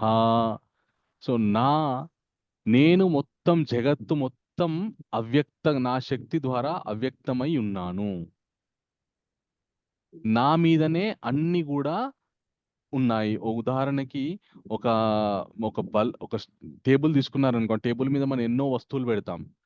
టేబుల్ మీద వస్తువులు ఉన్నాయి కానీ టేబుల్ లోపల వస్తువులు లేవు. అలాగే టేబుల్ వస్తువుల లోపల లేదు కానీ టేబుల్ మీద వస్తువులు ఉన్నాయి. సో భగవంతుడు కూడా అదే చెప్తున్నారు అనమాట. ఈ సకల సృష్టి జీవులు వీళ్ళంతా కూడా నా మీద ఉన్నారు కానీ నేను వాళ్ళ లోపల లేను. ఇక్కడ కన్ఫ్యూజ్ అవ్వద్దు. ఓకే, నచమస్తాని భూతాని పశ్యామి యోగమైశ్వరం భూతాభృన్నచ భూతస్థ మమాత్మ భూత భావన. అని ఏమంటారంటే నేను ప్రత్యక్షంగా లేను, కానీ నా యోగ ఐశ్వర్యం ద్వారా ప్రతి భూతములలో ప్రతి జీవి లోపల పరమాత్మగా నేను భాషిస్తూ ఉంటానని చెప్పేసి ఆయన చెప్తున్నారనమాట. ఓకే, సో ఇప్పుడు చెప్పండి, భగవంతుడు ఎలా ఉన్నారు? ఎవరైనా ఒక్కరు చెప్పండి. హరే కృష్ణ ప్రభుజీ. మీ ప్రతి పేరు మాతాజీ? జీవిలోనూ పరమాత్మ రూపంలో ఉన్నారు. ప్రతి జీవి హృదయంలో పరమాత్మ రూపంలో ఉన్నారు. ఆ రూపాన్ని ఏమంటారు? యోగ ఐశ్వర్యం. భగవంతుడి యొక్క యోగ ఐశ్వర్యం. ఆయన ప్రత్యక్షంగా లేడు, ఆయన యోగ ఐశ్వర్యం ద్వారా ప్రతి జీవి లోపల ఉన్నారని చెప్పి ఆయన చెప్తున్నారు. ఓకే, థ్యాంక్ యూ మాతాజీ. అంటే చైతన్య రూపంలో ఉంటారా ప్రభుజీ? వెరీ గుడ్, ఎస్ మాతాజీ. సో దాన్ని ఈ విషయాల్ని కొందరు అర్థం చేసుకోలేరు అనమాట. సో వాళ్ళు ఎవరు అంటే కృష్ణ చెప్తున్నారు. నిన్న కూడా మనం తెలుసుకున్నాం, 7వ అధ్యాయంలో కూడా తెలుసుకున్నాము. 4 రకాలైనటువంటి వ్యక్తులు నన్ను చేరుకోలేరు, అర్థం చేసుకోలేరు, నా గురించి తెలుసుకోలేరు అని చెప్పేసి. అలాగే కొందరు ఏమంటారంటే అవజాన్నంతి మామూడా మానసిం ధానమాశ్రితాం పరం భామ జాన్నంతో మమ భూతామాహేశ్వరం. దీని అర్థం మమత. మాతాజీ చదవండి మాతాజీ. హరే కృష్ణ ప్రభుజీ. ధన్యవాద ప్రణామ మాతాజీ. సర్వమునకును పరమ ప్రభువునైన నా దివ్యత్వమును వారెరుగక నేను మానవ రూపమున అవతరించినప్పుడు మూఢులు నన్ను అపహాస్యము చేయుదురు. సో ఇది ఎప్పుడు మనం చూస్తూనే ఉంటాం అన్నమాట. మన ధర్మం మీద, మన సనాతన ధర్మం మీద కొందరు వచ్చి రాని మాటలు, మిడిమిడి జ్ఞానంతో మాట్లాడుతుంటారనమాట. భగవంతుడికి ఒక రూపమే లేదు. ఆయన ఇందాక చెప్పారు, నేను అవ్యక్త రూపకంగా అంతా ఉంటాను, కానీ ఆ అవ్యక్త రూపకంగా మొత్తం విస్తరించి ఉన్నా కూడా మొత్తం నా అధ్యక్షతనే సర్వం నడుస్తుంది. అలాంటి అధ్యక్షుడనే నేను మానిషిం తానమాశ్రితం, మనుష్య స్వరూపం తీసుకొని వచ్చినప్పుడు ఏ స్వరూపంగా నేను సమస్తాన్ని శాసిస్తున్నానో ఆ స్వరూపానికి నేనే అధ్యక్షుడని మనుష్య రూపంలో వచ్చినప్పుడు గుర్తించలేరు కొందరు. ఎవరు వాళ్ళంటే అవజాన్నంతి మామూడా, మూర్ఖులు నేను మనుష్య రూపంలో వచ్చినప్పుడు నేనే ఈ సృష్టికి అధ్యక్షుణ్ణి అని చెప్పేసి గుర్తించలేరు. వాళ్ళు నన్ను అపహాస్యం చేస్తూ ఉంటారు అని చెప్పి భగవంతుడు చెప్తున్నాడు. ఇప్పటి నుంచి ఎవరైనా మనకి భగవంతునికి ఒక రూపం లేదండి, మీరేమో విగ్రహాలు ఆరాధిస్తుంటారు, మీరేమో వచ్చేసి ఫోటోలు పెట్టుకొని భగవంతుడు అని అంటుంటారు, అసలు భగవంతుడికి రూపం లేదంటే భగవంతుడు ఇక్కడ ఖచ్చితంగా చెప్తున్నారు, మూర్ఖుడా విను. 9వ అధ్యాయంలో 11వ శ్లోకంలో భగవంతుడు ఆయన చెప్తున్నారు, నేను సృష్టిని నడిపిస్తున్నా కూడా నేను మనుష్య స్వరూపంలో వస్తుంటాను, అప్పుడు నన్ను గుర్తించని వాడు మూఢుడు. ఎవరైనా అలా అంటే వాడు మూఢుడుగా మనం పరిగణించాలన్నమాట. సో మనకు భగవంతుడు ఏం చెప్పారు? ఇది గొప్ప జ్ఞానం నేను చెప్పబోయేది. ఆ జ్ఞానం ఆ జ్ఞానం నీకు రావాలి అంటే, ఆ జ్ఞానం నీకు అర్థం కావాలంటే అసూయ ఉండకూడదు, శ్రద్ధ ఉండాలి అని చెప్పి తర్వాత తాను ఎలాగ సృష్టిని నడిపిస్తున్నాడు, ఏ రూపకంగా సృష్టిని నడిపిస్తున్నాడు, సృష్టి యొక్క క్రమము పద్ధతి మొత్తం మనకు చూపించిన తర్వాత ఇంత చూపించినా కూడా కొందరు మూర్ఖులు నమ్మరు. వాళ్ళు ఎవరంటే మూఢులు అని చెప్పి చెప్తున్నారనమాట. మనం ఆ కోవలోకి వెళ్ళకుండా భగవంతుడు మన గురించి అని ఆయన చక్కగా మనకి సులభంగా దొరికేటట్టు ఆయన ఉన్నారనమాట. ఒకసారి ఏమైందంటే, ఒక మహాజ్ఞాని ఒక గురువు దగ్గర కొందరు శిష్యులు జ్ఞానాన్ని అభ్యాసం చేశారు. చాలా కాలం అభ్యాసం చేసిన తర్వాత గురువు ఏమన్నారంటే, శిష్యుణ్ణి ఆయన ఇంకొక నగరానికి వెళ్ళారు. వెళ్ళిన తర్వాత శిష్యుడికి చెప్పాడనమాట, ఈ 3 రోజులు అయిన తర్వాత మళ్ళీ నువ్వు అక్కడికి రా అని చెప్పేసి. అంటే ఆ శిష్యుడు అప్పుడు ఏం చేశాడంటే, సరే అని వాళ్ళ గురువు గారు వెళ్ళిన తర్వాత 2 రోజుల తర్వాత ఈయన కూడా ప్రయాణమై వెళ్తూ ఉంటే దారిలో ఆయనకు ఒక గుడి కనిపించింది. గుడి కనిపించిన తర్వాత ఆయన నవ్వుకున్నాడు అనమాట. చీచి వీళ్ళు ఎంత మూర్ఖులు, భగవంతుడు సర్వాంతర్యామి ఆయన. అలాంటి సర్వాంతర్యామికి అవ్యక్తమైనటువంటి ఆ మూర్తికి ఆ భగవంతుడికి ఆ భగవంతుని వీళ్ళొక రాయిలో ఒక చిన్న మందిరంలో చూస్తున్నారు, వీళ్ళు ఎంత మూర్ఖులు అని చెప్పేసి ఆయన అనుకొని వాళ్ళ గురువు దగ్గరికి, వాళ్ళ గురువు ఆశ్రమానికి వెళ్తాడంట. వెళ్ళిన తర్వాత వాళ్ళ గురువు అడుగుతాడు, ప్రయాణం బాగా జరిగిందంటే బాగా జరిగింది స్వామి అంటాడనమాట. అన్న తర్వాత మార్గమధ్యలో ఏమేం చూసామంటే ఒక వింత చూశాను గురువుగారు అని అంటాడనమాట. ఏంటి వింత అంటే, కొందరు మూర్ఖులు తెలియక ఒక రాతిని ఒక చిన్న గదిలో పెట్టి దాన్ని అదే దేవుడు అని చెప్పి పూజిస్తున్నారు స్వామి. నాకు చాలా ఆశ్చర్యంగా అనిపించింది అంటాడనమాట. సరే, నీ అవగాహన, ఈ ఉన్నటువంటి జ్ఞానం ప్రకారం భగవంతుడు ఎవరు అంటే, ఆయన సర్వాంతర్యామి, అవ్యక్తం, ఆయన అన్ని చోట్ల ఉన్నాడు. ఆయన ఇక్కడ ఉండి అక్కడ లేడు, ఇందు గలడు అందు లేడని సందేహం వలదు చక్రి ఎందెందు వెతికినా అందందే గలడు స్వామి. సో అలాంటి భగవంతుడు ఎక్కడైనా ఉంటారు, ఆ రాయిలో ఎందుకు ఉంటారు అంటాడనమాట. అనగానే వాళ్ళ గురువు అంటాడు, మరి నువ్వే అన్నావు కదా ఆయన ఎక్కడైనా ఉంటాడని, మరి ఎక్కడైనా ఉండే ఆ భగవంతుడు ఆ రాతిలో ఉండడా అని ప్రశ్నిస్తాడంట. అప్పుడు ఆ శిష్యుడికి అజ్ఞానం తొలగిపోతుంది అనమాట. సో భగవంతుడు చెప్పాడు, నేను ఈ సృష్టిలో ప్రతి అణువులో ఉంటానని చెప్పేసి. మనం ఏ భావంతో మనము భగవంతుని ఆరాధిస్తామో భగవంతుడు ఆ భావనకి ప్రతిస్పందిస్తారనమాట. నువ్వు ఆ భావనని మన మూర్తిగా తాను ఎప్పుడైతే లీలలు జరపడానికి వచ్చినప్పుడు ఏ అవతారాన్ని తీసుకొని వచ్చాడో ఆ అవతారాన్ని నువ్వు ఒక రాతిలో చెక్కి లేదంటే ఒక లోహంలో చెక్కి నువ్వు ఆరాధించినా కూడా భగవంతుడు ప్రతిస్పందిస్తారు. అయితే ఎందుకు మనుషులకి అది అర్థం కాదు అంటే తర్వాత స్వామి చెప్తారనమాట, మోగాశ మోగ కర్మణో మోగ జ్ఞానా విచేతస రాక్షసిం ఆసురిం చైవా ప్రకృతి మోహినామాశ్రిత. ఈ అర్థం ఎవరు చదువుతారు? పి కంచన మాతాజీ.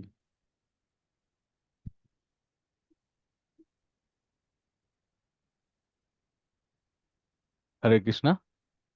హరే కృష్ణ ప్రభుజీ. మాతాజీ ఇది చదవండి మాతాజీ. ఆ విధముగా మోహితులైన వారు దానవ మరియు నాస్తిక భావములచే ఆకర్షితులవుదురు. అట్టి భ్రాంత స్థితిలో వారి ముక్తికి సంబంధించిన ఆశలు, కామ్యకర్మలు, జ్ఞాన సముపార్జనలన్నీయును వ్యర్థములగును. భగవద్గీత 9.12 అధ్యాయం. Thank you Mataji. సో ఎవరైతే భగవంతుని ఆయన స్వస్వరూపంతో వచ్చినప్పుడు గుర్తించక అపహాస్యం ఎవరు చేస్తారంటే, ఎవరికైతే ఆసురీ ప్రవృత్తి, రాక్షస గుణాలు ఉంటాయో వాళ్ళు నాస్తికులై భగవంతుని యందు ఆకర్షణ కలగదు వాళ్ళకి. ఆ భ్రాంతి స్థితిలో వాళ్ళకి మనం ఈ శరీరము మనం కాదు, మన ఈ శరీరానికి అతీతమైనటువంటి ఆత్మలము, మనం భగవంతుని భక్తి చేసి మళ్ళీ భగవద్ధామానికి వెళ్ళాలి, మనం భగవద్ధామం నుండి మనం వచ్చాము, ఈ భౌతిక ప్రపంచం దుఃఖంతో కూడుకున్నటువంటిది, ఇక్కడ కేవలం కొంతకాలం తాత్కాలికంగానే ఇక్కడ సుఖం ఉంటుంది కానీ శాశ్వతమైన సుఖం ఉండదు అనే విషయాలు వాళ్ళకి అర్థం కావన్నమాట. ఇప్పుడు సుఖపడుతున్నామా లేదా అన్న విషయం మాత్రమే అర్థమై నాస్తికులై భగవంతుని సరిగా అర్థం చేసుకోలేక వ్యర్థమైపోతారనమాట వాళ్ళు. సో ఎవరు మరి భగవంతుని అర్థం చేసుకుంటారంటే, మహాత్మానస్తు మాం పార్థ దైవీం ప్రకృతిమాశ్రిత భజంత్యన్యయా మనసో జ్ఞాత్వా భూతాదిమ వ్యయం. కోట ఉష మాతాజీ మీరు చదవండి మాతాజీ.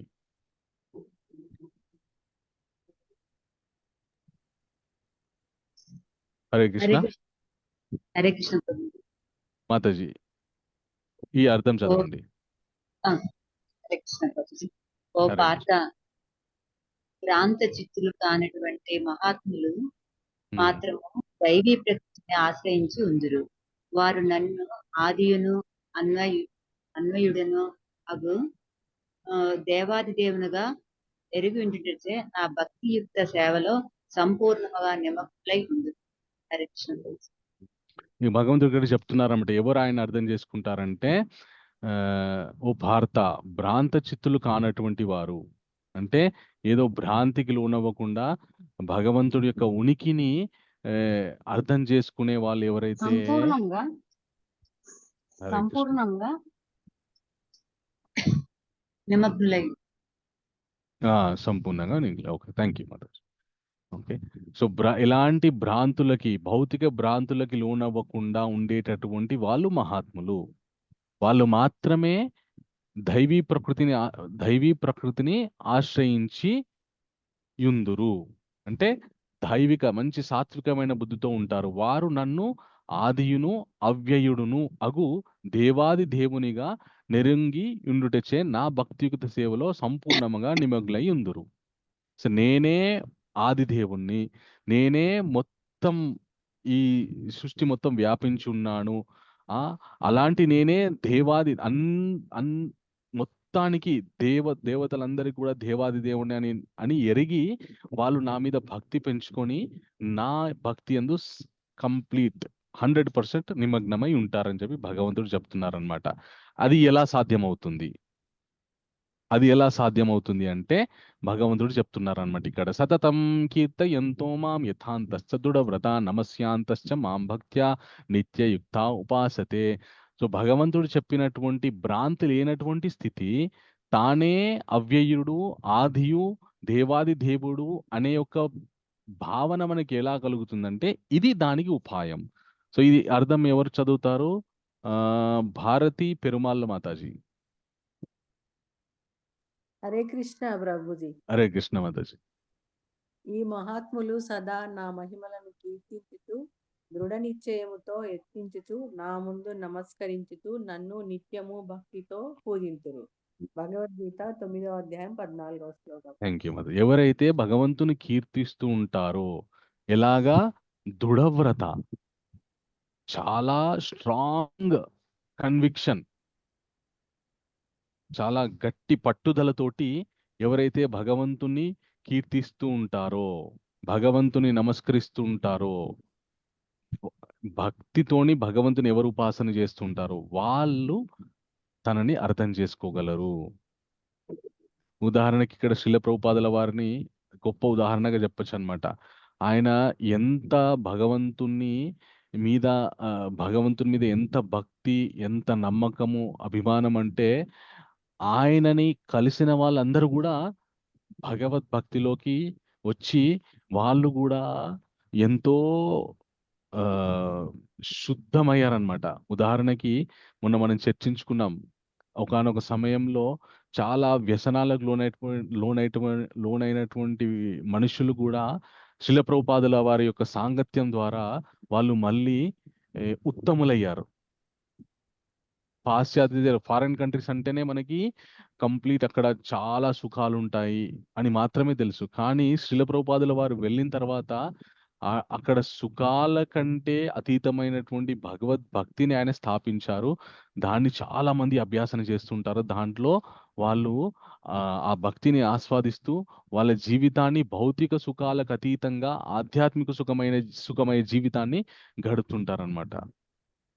శ్రీల ప్రభుపాదుల వారు ఒకసారి ఆయన ఒక విచిత్రం జరిగింది. ఆయన అసలుకి వాళ్ళ గురుగారు చెప్పారనమాట ఆయనకి, నాయనా నువ్వు ఫారిన్ కంట్రీస్కి వెళ్ళి అక్కడ మన సనాతన ధర్మం గురించి చెప్పు, భగవద్భక్తి గురించి చెప్పు, భగవంతుని నామ కీర్తన గురించి ప్రచారం చేయని వాళ్ళ గురుగారు ఆయన ఆదేశించారనమాట. ఆదేశిస్తే ఆయన చాలా ప్రయత్నించారు అమెరికాకు వెళ్ళడానికి, కానీ ఎంతకు సాధ్యపడలేదు. అయితే తన మిత్రుడు ఒక ఆయన ఉన్నారు, వాళ్ళ కొడుకు అమెరికాలో అమెరికన్ స్త్రీని పెళ్లి చేసుకోవడం వల్ల వాళ్ళ కొడుకుకి అక్కడ గ్రీన్ కార్డ్ వచ్చింది.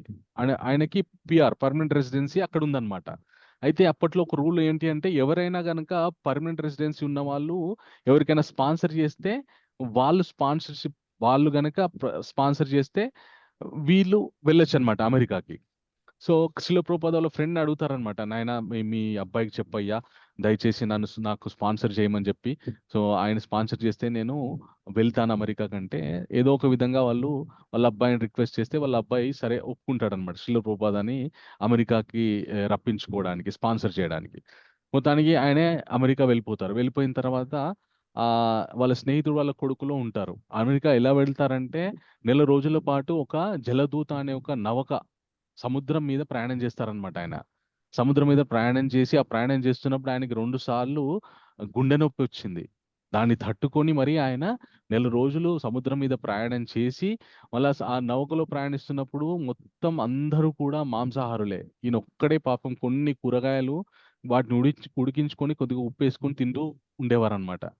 అంటే భగవంతుని నామస్మరణ, భగవంతుని భక్తిని ప్రచారం చేయడానికి ఆయన జీవితంలో ఎన్ని ఒడిదుడుకులు ఆయన అనుభవించారో మనం తెలుసుకోవచ్చు. చివరికి ఆయన అమెరికా వెళ్ళడం జరిగింది. వెళ్ళిన తర్వాత వాళ్ళ స్నేహితుడు వాళ్ళ ఇంట్లో ఆయన ఉంటున్నారు. వాళ్ళ స్నేహితుడు వాళ్ళ కొడుకు ఎలా అంటే, ఆయన భారతదేశీయుడే, హిందువే, కానీ వాళ్ళ భార్య మాత్రం క్రిస్టియన్, ఫారిన్ అమ్మాయి. సో వాళ్ళకి ఇంకా ప్రతిరోజు కూడా మాంసము అది ఇది వాళ్ళకి అది కామన్. పాపం ఈయనే బ్రాహ్మణుడు, సన్యాసి అందులో. ఈయన అట్లా ఏ ఆహారం పడితే అది తినలేడు. శుచిగా ఉండాలి, శుభ్రంగా ఉండాలి, స్నానం చేసి వంట చేసుకోవాలి. ఈయన ఇవన్నీ చేస్తూ అలాగే అక్కడ వాళ్ళ ఇంటి ఆవరణలో వాళ్ళ వీధిలో తిరుగుతూ సన్యాసిగా సన్యాస కాషాయ వస్త్రాలు వేసుకొని మెడలో మన తులసి మాలలు వేసుకొని చేతిలో జపమాల పట్టుకొని అక్కడ అంతా ఆయన నడుస్తూ చాంటింగ్ చేస్తూ ఆ వాడలో చాంటింగ్ చేస్తూ ఉంటే వీళ్ళకి భయమైందనమాట. ఎందుకంటే ఫారెన్ వాళ్ళకి ఎవరి మీద చిన్న అనుమానం కలిగినా కూడా వాళ్ళ మీద పోలీస్ కంప్లైంట్ ఇచ్చి వాళ్ళ వల్ల మాకు ఏదో ప్రాణ భయం ఉందని చెప్పి ఏవేవో పెద్ద పెద్ద సీన్ చేస్తుంటారు అనమాట. సో వీళ్ళకి భయమైంది, వీళ్ళ స్నేహితుడు వాళ్ళ అబ్బాయికి వాళ్ళ భార్యకి భయమైంది, ఈయన వల్ల మనకి ఏం ప్రమాదం ఉంటుందో అని చెప్పేసి వాళ్ళు ఏం చేశారంటే, మనము పని చేద్దాం, ఒక ప్రెస్ మీట్ పెట్టేద్దాం, పెట్టేసి ఈయనకు మాకే సంబంధం లేదని చెప్పేద్దాం. చెప్పేస్తే ఇంకా ఈయన వల్ల రేపు పొద్దున ఏమైనా ప్రాబ్లం అయినా కూడా మనని ఎవరు ఏమన్నారని చెప్పి వాళ్ళు ఆ ఉద్దేశంగా ప్రెస్ వాళ్ళందరినీ పిలుస్తారనమాట. పిలిచి ప్రెస్ మీట్ పెడతారు, పెట్టేసి చెప్తారనమాట. సో ఈయన ఇండియా నుంచి వచ్చారు, ఈ స్వామీజీ మా ఇంట్లో ఉంటున్నారు, కొద్ది కాలం ఉంటారు అని చెప్పి ఇప్పుడు ఆయననే చెప్తారు, ఆయన నోటి ద్వారా మాకు ఆయనకి ఎలాంటి సంబంధం ఉందో అని చెప్పేసి అంటారనమాట. అనగానే ఆయనకి మైక్ ఇస్తారు. మైక్ ఇయ్యంగానే శిల ప్రభుపాద ఏం చేస్తారంటే, నేను ఏసీ భక్తి వేదాంత స్వామి, ఆచార్య భక్తి వేదాంత స్వామిని, నేను మా గురువు ఆదేశాల మేరకి ఇక్కడ మీ అందరికీ భగవద్గీత నేర్పించడానికి వచ్చాను. భగవద్గీత గురించి అర్ధగంట క్లాస్ తీసుకుంటారు ఆయన. దొరికింది అవకాశం. వీళ్ళేమో ఆశ్చర్యపోతారు, మేము మీటింగ్ పెట్టింది ఈయనకి మాకే సంబంధం లేదని చెప్పడానికి, ఈయననేమో ఆ మీటింగ్ ని అడ్వాంటేజ్ గా తీసుకొని, అవకాశంగా తీసుకొని ఆయన గురించి ఆయన ప్రచారం చేసుకుంటున్నాడు. ఇదేంది అని చెప్పేసి వాళ్ళు ఆశ్చర్యపోతారనమాట. అంటే ఒక భక్తుడు ఆయనకి దొరికిన ప్రతి అవకాశాన్ని భగవంతుని యొక్క భక్తి గురించి మాట్లాడడానికి, ప్రచారం చేయడానికి, సాధన చేయడానికి, జపం చేయడానికి ఉపయోగిస్తాడు. దాన్నే సతతం కీర్తయంతో మాం యథాంతశ్చ దృఢవ్రత నమస్యాంతశ్చ మాం భక్త్యా నిత్యయుక్త ఉపాసతే. అందుకు శిల ప్రభుపాదుల వారిని ఆ యొక్క శ్లోకానికి ఉదాహరణగా ఇచ్చారనమాట.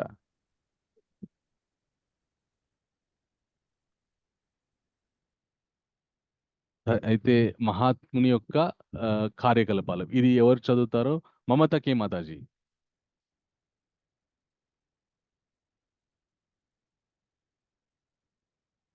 హరే కృష్ణ.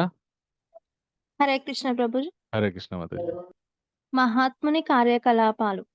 కీర్తన, ఎల్లప్పుడూ జపిస్తూ ఉండడం. ఓకే, సెకండ్ పాయింట్ కూడా చదవండి. దృఢవతః, దృఢమైన వాగ్దానంతో, విశ్వాసంతో. థర్డ్ వన్, నమస్యంత, ప్రణామాలు అర్పించుచూ ఉండడం. ఫోర్త్ వన్, నిత్యయుక్త, ఎల్లప్పుడూ లీనమై ఉండడం. ఓకే, సో మనం ఇంతకు ముందు చర్చించుకున్న శ్లోకానికి ఆ పదాలకి సరైనటువంటి అర్థాలు. ఓకే, తర్వాత ఇది భగవంతుడు 9వ అధ్యాయంలో అద్భుతమైనటువంటి విషయం చెప్పారనమాట. ఓకే, సో కృష్ణ ఏమంటారంటే, అహం క్రతుర్ అహం యజ్ఞ స్వదాహం అహమౌషధం అహం మంత్రో అహమేవాజం అహం అగ్నిర్ అహం హుతాం పితాహమస్య జగతో మాతా దాతా పితామహ వేద్యాం పవిత్రం ఓంకార రుక్సామ యజురేవచ. రెండు పాయింట్ల చొప్పున చదవండి. శైలజ మాతాజీ ఫస్ట్ 2 పాయింట్లు చదవండి. భగవంతుడు ఏమంటున్నారంటే, శ్రద్ధగా వినండి దయచేసి. నేను శైలజ ప్రభుజీ. నేనే వైదిక క్రతువును, నేనే యజ్ఞమును. Thank you Mataji. రాధికా మాతాజీ ఈ 2 పాయింట్లు చదవండి. ఒక్క నిమిషం, తర్వాత 2 పాయింట్లు చదవండి. హరే కృష్ణ ప్రభుజీ. హరే కృష్ణ మాతాజీ. మరియు పూర్వీకులకు సమర్పించే నైవేద్యమును నేనే ఔషధము. Thank you Mataji. పూర్వీకులు అంటే పితృలు. ఓకే, సో పితృలకి సమర్పించే ఆ శ్రాద్ధ సంబంధమైనటువంటి ఏవైతే ఉన్నాయో అవి నేనే ఔషధాలని, మూలికలను కూడా నేనే అంటున్నారు. వేద మాతాజీ తర్వాత 2 చదవండి మాతాజీ. హరే కృష్ణ ప్రభు. హరే కృష్ణ మాతాజీ. నేనే వేద మంత్రము, నేనే ఆజ్యము అనగా నెయ్యి, నేనే అగ్ని మరియు సమర్పించే కార్యం. చాలు మాతాజీ. ఓకే, నెక్స్ట్ స్వాతి తల్లాటి మాతాజీ ఈ 2 పాయింట్లు చదవండి.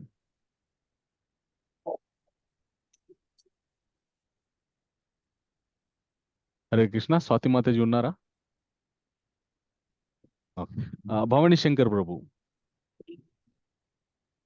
హరే కృష్ణ ప్రభుజీ. ఈ జగత్తుకి నేనే తండ్రిని, జగత్తుకి నేనే తల్లిని కూడా. Okay, thank you Swathi Mataji. Prabhu తర్వాత 2 పాయింట్లు చదవండి. హరే కృష్ణ. ఆ, సంరక్షకుడిని పితామహుడిని నేనే, నేను ఒక పవిత్రము నడిచిన వాడిని, జ్ఞానము యొక్క లక్షణమును, పవిత్ర శబ్దములకు ఓంకారమును నేనే. Thank you Prabhu. Hare Krishna. Hare Krishna. Ramya Mataji last పాయింట్లు చదవండి.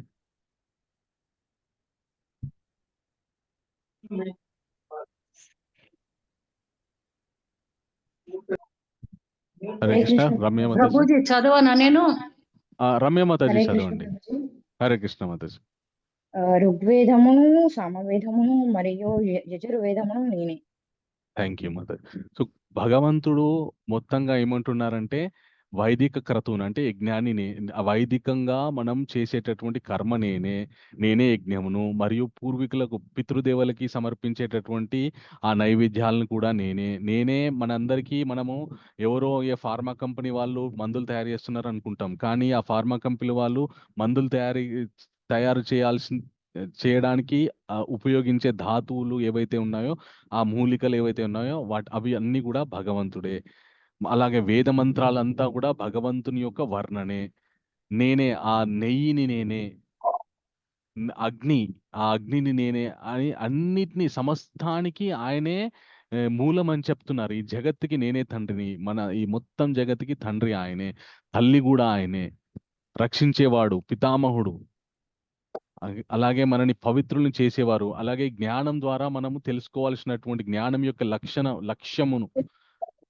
లక్ష్యం అంటే జ్ఞానం మనం ఎందుకు నేర్చుకుంటున్నాము, ఇన్ని విషయాలు ఎందుకు మనం చదివి విని శ్రవణం చేసి ఎందుకు నేర్చుకుంటున్నామంటే భగవంతుని తెలుసుకునే లక్ష్యం సాధించడానికి మనం ఇవన్నీ చేస్తున్నాం. అలాగే పవిత్ర శబ్దం ఓంకారంని నేనే. మనకి సృష్టిలో ఏ మంత్రమైనా కూడా ముందు ఓంకారం లేని పనిచేయదు. అలాగే ఋగ్వేద, సామవేదం మరియు యజుర్వేదాలు నేనే. అంటే వేద సారము, వేదాలు ఆయనే అని చెప్తున్నారనమాట. అంటే ఇక్కడ భగవంతుడు ఎందుకు చెప్తున్నారు ఆయన గురించి అంటే ఆయన గురించి మనకి పూర్తి అవగాహన రావడానికి ఆయన చెప్తున్నారు. అవగాహన వస్తే మనం ఆయన మీద ఇష్టాన్ని, అభిమానాన్ని పెంచుకుంటామంటే అనమాట. సో ఇన్నిటికీ కర్త, క్రియ, కర్మ అన్నీ ఆయనే. సో అలాంటి వ్యక్తికి మనము దాసులమైతే గనక మనకి ఏ లోటు ఉండదు. ఓకే. సో కృష్ణ ఇలా చెప్తారు కదా, చెప్పిన తర్వాత కృష్ణ ఏమంటారంటే, అయితే నేను తెలుసుకున్నాం వివిధ రకాలైనటువంటి ఉపాసనలు ఉంటాయి అని చెప్పేసి. ఓకే.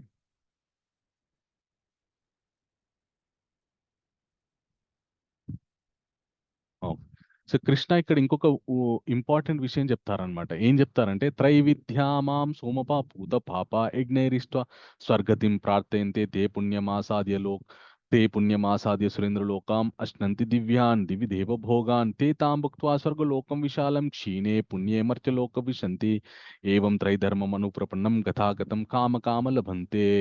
ఎవరైనా గనుక వేదాల్లో ఉన్నటువంటి 3 రకాల ధర్మార్థ కామ మోక్షాలు వీటిని ఉపాసన చేసి క్రతువులు, యజ్ఞాలు ఇవన్నీ చేస్తే వాళ్ళు పుణ్యాత్ములయ్యి స్వర్గాది లోకాలకి వెళ్తారు. వెళ్ళి అక్కడ మంచి భోగాలు, వివిధమైనటువంటి సుఖాలను అనుభవిస్తారు. అనుభవించిన తర్వాత తేతాం భుక్త్వా స్వర్గలోకం విశాలం క్షీణే పుణ్యే మర్త్యలోకం విశంతి. అలాగా వివిధ రకాలైనటువంటి ఆరాధనలు చేయడం వల్ల పుణ్యలోక ప్రాప్తి కలుగుతుంది, తప్పకుండా కలుగుతుంది. కానీ ఆ పుణ్యలోక ప్రాప్తి కలిగిన తర్వాత ఆ లోకంలో మనకున్నటువంటి పుణ్యం క్షయమైపోయిన తర్వాత మళ్ళీ వాళ్ళు క్షీణే పుణ్యే మర్త్యలోకం విశంతి. పుణ్యం ఎప్పుడైతే అయిపోతుందో మళ్ళీ భూలోకానికి వచ్చి పడతారనమాట. ఏవం త్రైధర్మం అనుప్రపన్నం గతాగతం కామ లభంతే. సో ఈ 3 ధర్మాలు, ధర్మార్థ కామాలు ఏవైతే ఉన్నాయో వాటిని పాటించినంత కాలం మళ్ళీ పుడుతూ చస్తూనే ఉంటుంటాము అని చెప్పి భగవంతుడు చెప్తున్నారనమాట. చెప్పి ఆయన ఏమంటారంటే అన కానీ అంటే మనము వేదాలు 2 భాగాలు ఉంటాయి. ఒకటి జ్ఞానకాండ, ఇంకోటి కర్మకాండ అని. కర్మకాండలో మనకి ఏ కర్మలు చేస్తే ఎలాంటి సుఖాలు అనుభవిస్తాము, ఏ లోకాలకు వెళ్తాం, ఏ ఆరాధనలు చేస్తే ఏ లోకాలకు వెళ్తాం, అవన్నీ ఉంటాయి. సో నిన్న భగవంతుడు చెప్పాడు, ఆ బ్రహ్మలోక పునరావృత్తి నోర్జున మాం పెత్తిత కౌంతేయ పునర్జన్మన విద్యతే అని. ఏ లోకానికి వెళ్ళినా కూడా మళ్ళీ వచ్చే అవకాశం ఉంటుంది, కానీ నా లోకానికి వస్తే మాత్రం రాలేరు. కానీ ఇది కొద్దిగా కొంతమందికి మంచి హృదయంతో ఉంటారు, కానీ పూర్తి శాశ్వతమైనటువంటి జ్ఞానం మీద అవగాహన లేనటి వాళ్ళు ఈ కామ సంబంధమైన కామ్య కర్మలే చేస్తుంటారన్నమాట. చేయడం వల్ల కొద్ది కాలం వాళ్ళు ఈ భౌతిక ప్రపంచం కంటే కొద్దిగా స్వర్గలోక ప్రపంచంలో సుఖాలను అనుభవించి మళ్ళీ అది అయిపోయిన తర్వాత మళ్ళీ వచ్చేస్తారు. ఎలాగైతే మనము టూర్కి వెళ్ళామనుకోండి ఫారిన్ కంట్రీకి, అక్కడ మనం ఎంతకాలం ఉండగలుగుతామంటే మనకు ఉన్నటువంటి వీసా పర్మిట్ 6 నెలలు ఉందా, 1 ఇయర్ ఉందా, అది ఉన్నంత కాలము. అలాగే మన జేబులో ఉన్నంత కాలం మాత్రమే, జేబులో డబ్బులు ఉన్నంత కాలం మాత్రమే అక్కడ ఉండగలుగుతాం. అది అయిపోయిందంటే మళ్ళీ మనం ఉన్నటువంటి స్వస్థలానికి రావాల్సిందే.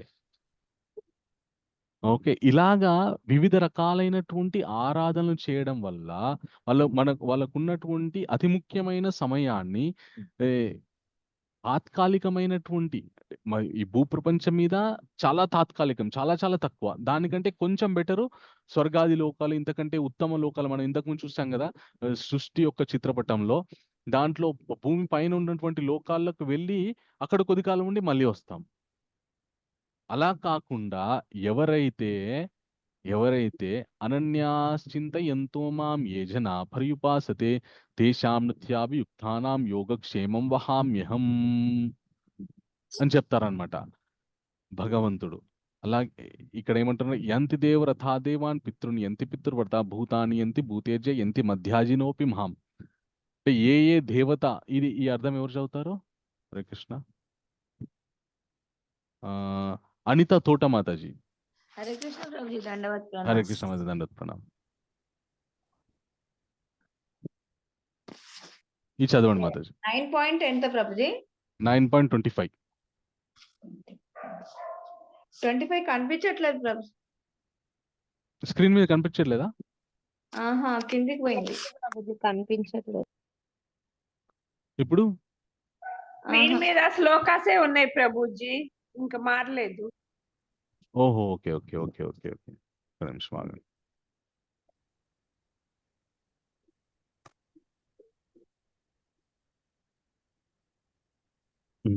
ఇప్పుడు వస్తుంది. Okay okay okay Prabhuji. యంతి దేవరథా దేవాన్ పితృని యంతి పితృవ్రత భూతాని యంతి భూతేజ యంతి మధ్యాజినోపి మాం. దేవతలను పూజించువారు దేవతలలో జన్మింతురు, పితృదేవతలను పూజించువారు పితృలోకమునకు చేరుదురు, భూత ప్రేతములను పూజించువారు వాని యందే జన్మింతురు, కానీ నన్ను పూజించువారు నాతోనే నివసింతురు. భగవద్గీత 9.25 అధ్యాయం. ఇది ఒక అద్భుతమైనటువంటి విశ్లేషణ, మన సనాతన ధర్మంలో ఉన్నటువంటి ఒక గొప్ప విషయం. దీన్ని ఎలా అర్థం చేసుకోవాలంటే, మనకి ప్రస్తుతం సమాజంలో ఎన్నో నమ్మకాలు ఉన్నాయి. అవి ఎంత క్రూరమైనటువంటి విషయాల్ని విషం కక్కుతుంటారంటే, మా నమ్మకాన్ని నమ్మితేనే నువ్వు స్వర్గానికి వెళ్తావు, లేకపోతే నరకానికి వెళ్తావు. మా నమ్మకాన్ని నమ్మితేనే నీకు బతికే అర్హత ఉంది, లేకపోతే లేదు అని చాలా రాక్షసమైనటువంటి వాదనలు తెస్తుంటారు. కానీ మన సనాతన ధర్మంలో ఎంత క్లియర్గా భగవంతుడు ఏం చెప్పారంటే, నాయనాలారా మీ ఇష్టం, మీరు ఏ దేవతని ఆరాధిస్తే ఆ దేవత లోకానికి వెళ్తారు. పితృదేవతలను ఆరాధిస్తే వాళ్ళ లోకానికి, ఇంకా ఇంద్రాది దేవతలను ఆరాధిస్తే వాళ్ళ లోకాలకి, అది కాకుండా భూత ప్రేత పిశాచాలని ఆరాధిస్తే అవి ఉన్న చోటికి వెళ్తారు. నన్ను పూజిస్తే నా దగ్గరకు వస్తారు. ఆయన దగ్గరకు వస్తే ఏం జరుగుతుందో నిన్న చెప్పారు ఆయన ఆల్రెడీ. సో మనకి మళ్ళీ ఆప్షన్, సనాతన ధర్మంలో ఉన్నటువంటి చాలా అద్భుతమైనటువంటి విషయం అండి అది. మన ఇష్టానికి ప్రాముఖ్యత ఇవ్వడం జరుగుతుంది ఇక్కడ.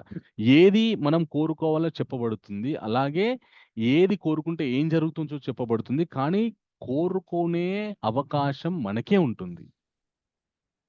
ఇది సైకిక్ మతం కాదు మనది, సనాతన ధర్మం. సైకుల మతం కాదు మనది. మనది ప్రతి ఒక్క జీవుడికి స్వేచ్ఛనిచ్చే ధర్మం మనది, ఆర్ష ధర్మం. అంత గొప్పది. ఎవరన్నా మన ధర్మం మీద, మన నమ్మకాల మీద ఎవరైనా ఏలెత్తి చూపిస్తే మన ధర్మంలో మనకున్నటువంటి స్వేచ్ఛని వాళ్ళకి బోధించి, ఇది నా ధర్మం అని చెప్పాలి మనం. నీ ధర్మంలో ఇంత స్వేచ్ఛ ఉందా నీకు అని అడగాలి మనం. సో భగవంతుడు ఏం మనని నువ్వు నన్ను నమ్ముతావా సస్తావా అని అడగట్లేదు. నువ్వు తెలుసుకో, నిర్ణయించుకో అంటున్నారనమాట. ఓకే, సో ఇక్కడ కొన్ని పాయింట్స్ ఇవ్వడం జరిగింది. సరళ కే మాతాజీ ఇవి చదవండి.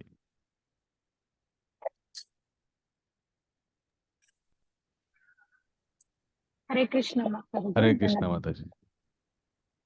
లక్షణం ప్రేరణ, కృష్ణుడు ప్రేమ మరియు సేవించుట, దేవతలు భౌతిక కోరికలు. తర్వాత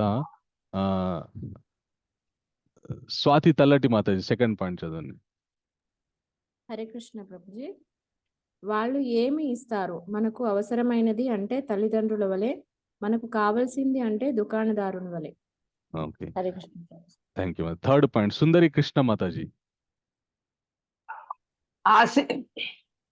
ఆశీర్వాద ఫలాలు శాశ్వతం, తాత్కాలికం. ఓకే, సో మిగతా ఆరాధన హరే కృష్ణ. హరే కృష్ణ. మిగతా ఆరాధనల వల్ల ఎలా ఉంటుందంటే, ఇప్పుడు మనకి దగ్గర జేబులో డబ్బులు ఉన్నాయనుకోండి, ఒక దుకాణం ఒక షాప్కి వెళ్ళామనుకోండి, మన దగ్గర ఉన్న డబ్బులకి మనం ఏది అడిగితే అది ఇస్తాడు ఆయన. అది మనకి ఆరోగ్యానికి మంచిదా, మనకి జీవితంలో ఉపయోగపడుతుందా, అవసరం లేదు. డబ్బు ఉందా, అడుగుతున్నావా, ఆ డబ్బు నీకు ఇది ఇస్తా. అదే తల్లిదండ్రులు మనకి ఏది కావాలో అది ఇస్తారు. మనకి ఏది శ్రేయస్కరమో, ఏది ఉపయోగకరమో దాన్ని మాత్రం ఇస్తారనమాట. అలాగే దేవాది దేవుడైనటువంటి ఆ భగవంతుడు కూడా మనము కామ్యమైన కోరికలు కోరుకున్నా కూడా కొన్నిసార్లు ఆయన ఆచితూచి మనకి అది ఇస్తే ఏం జరుగుతుంది, ఇవ్వకపోతే ఏం జరుగుతుందో ఆలోచించి ఆయన మనకు అది ఇస్తారనమాట. సో అది మనం స్వచ్ఛమైనటువంటి తల్లి ప్రేమలాగా మనం దాన్ని అర్థం చేసుకోవాలి. అంతే తప్ప భగవంతుడు నేను చాలా పూజలు చేశానండి కృష్ణుడికి, నాకు ఆయనకు స్వామి కరుణించలేదంటే, ఆ కరుణిస్తే మన జీవితం ఏమైపోతుందో ఆయనకు తెలుసు.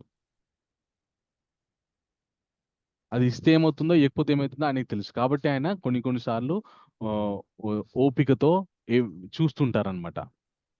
సో తర్వాత చాలా చాలా అద్భుతమైనటువంటి విషయం భగవంతుడిది. మనకి ఎవరైతే భక్తిని అభ్యాసించడానికి పూనుకున్నారో వాళ్ళకి ఇచ్చేటటువంటి ప్రతిజ్ఞ ఇది, భగవంతుడి యొక్క ప్రతిజ్ఞ.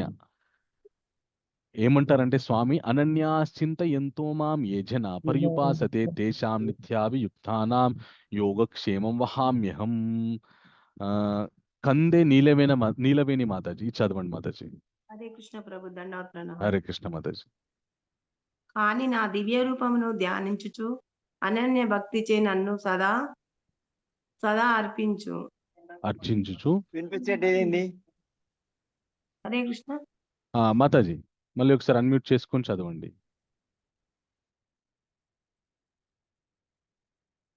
నీలవేణి మాతాజీ ఉన్నారా? హరే కృష్ణ ప్రభు. నేను చదువుతాను సార్ స్వామీజీ. కానీ నా దివ్య రూపమును ధ్యానించుచు అనన్య భక్తిచే నన్ను కూడా సదా అర్పించు. వారి వహింతును, వారికి లేని వాటిని సమకూర్చుదును, వారికున్న వాటిని రక్షింతును. భగవద్గీత 9:22.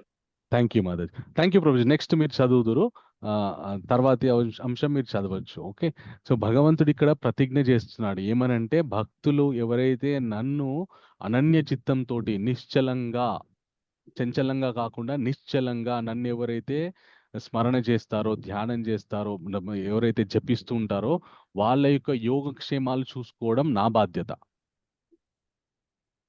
అని చెప్తున్నమాట. ఒకసారి ఏమైందంటే, ఒక ఆచార్యులు ఉన్నారనమాట, ఆయన పేరు అర్జునాచార్య. ఆయన గొప్ప ఆచార్యుడు. ప్రతిరోజు కూడా భగవద్గీత పారాయణ చేస్తుండేవారు అనమాట.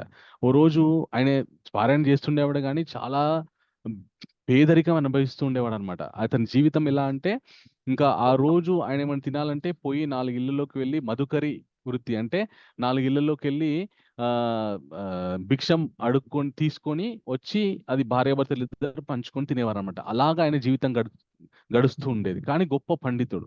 రోజు భగవద్గీత పారాయణ చేస్తూ ఉండేవాడు అనమాట.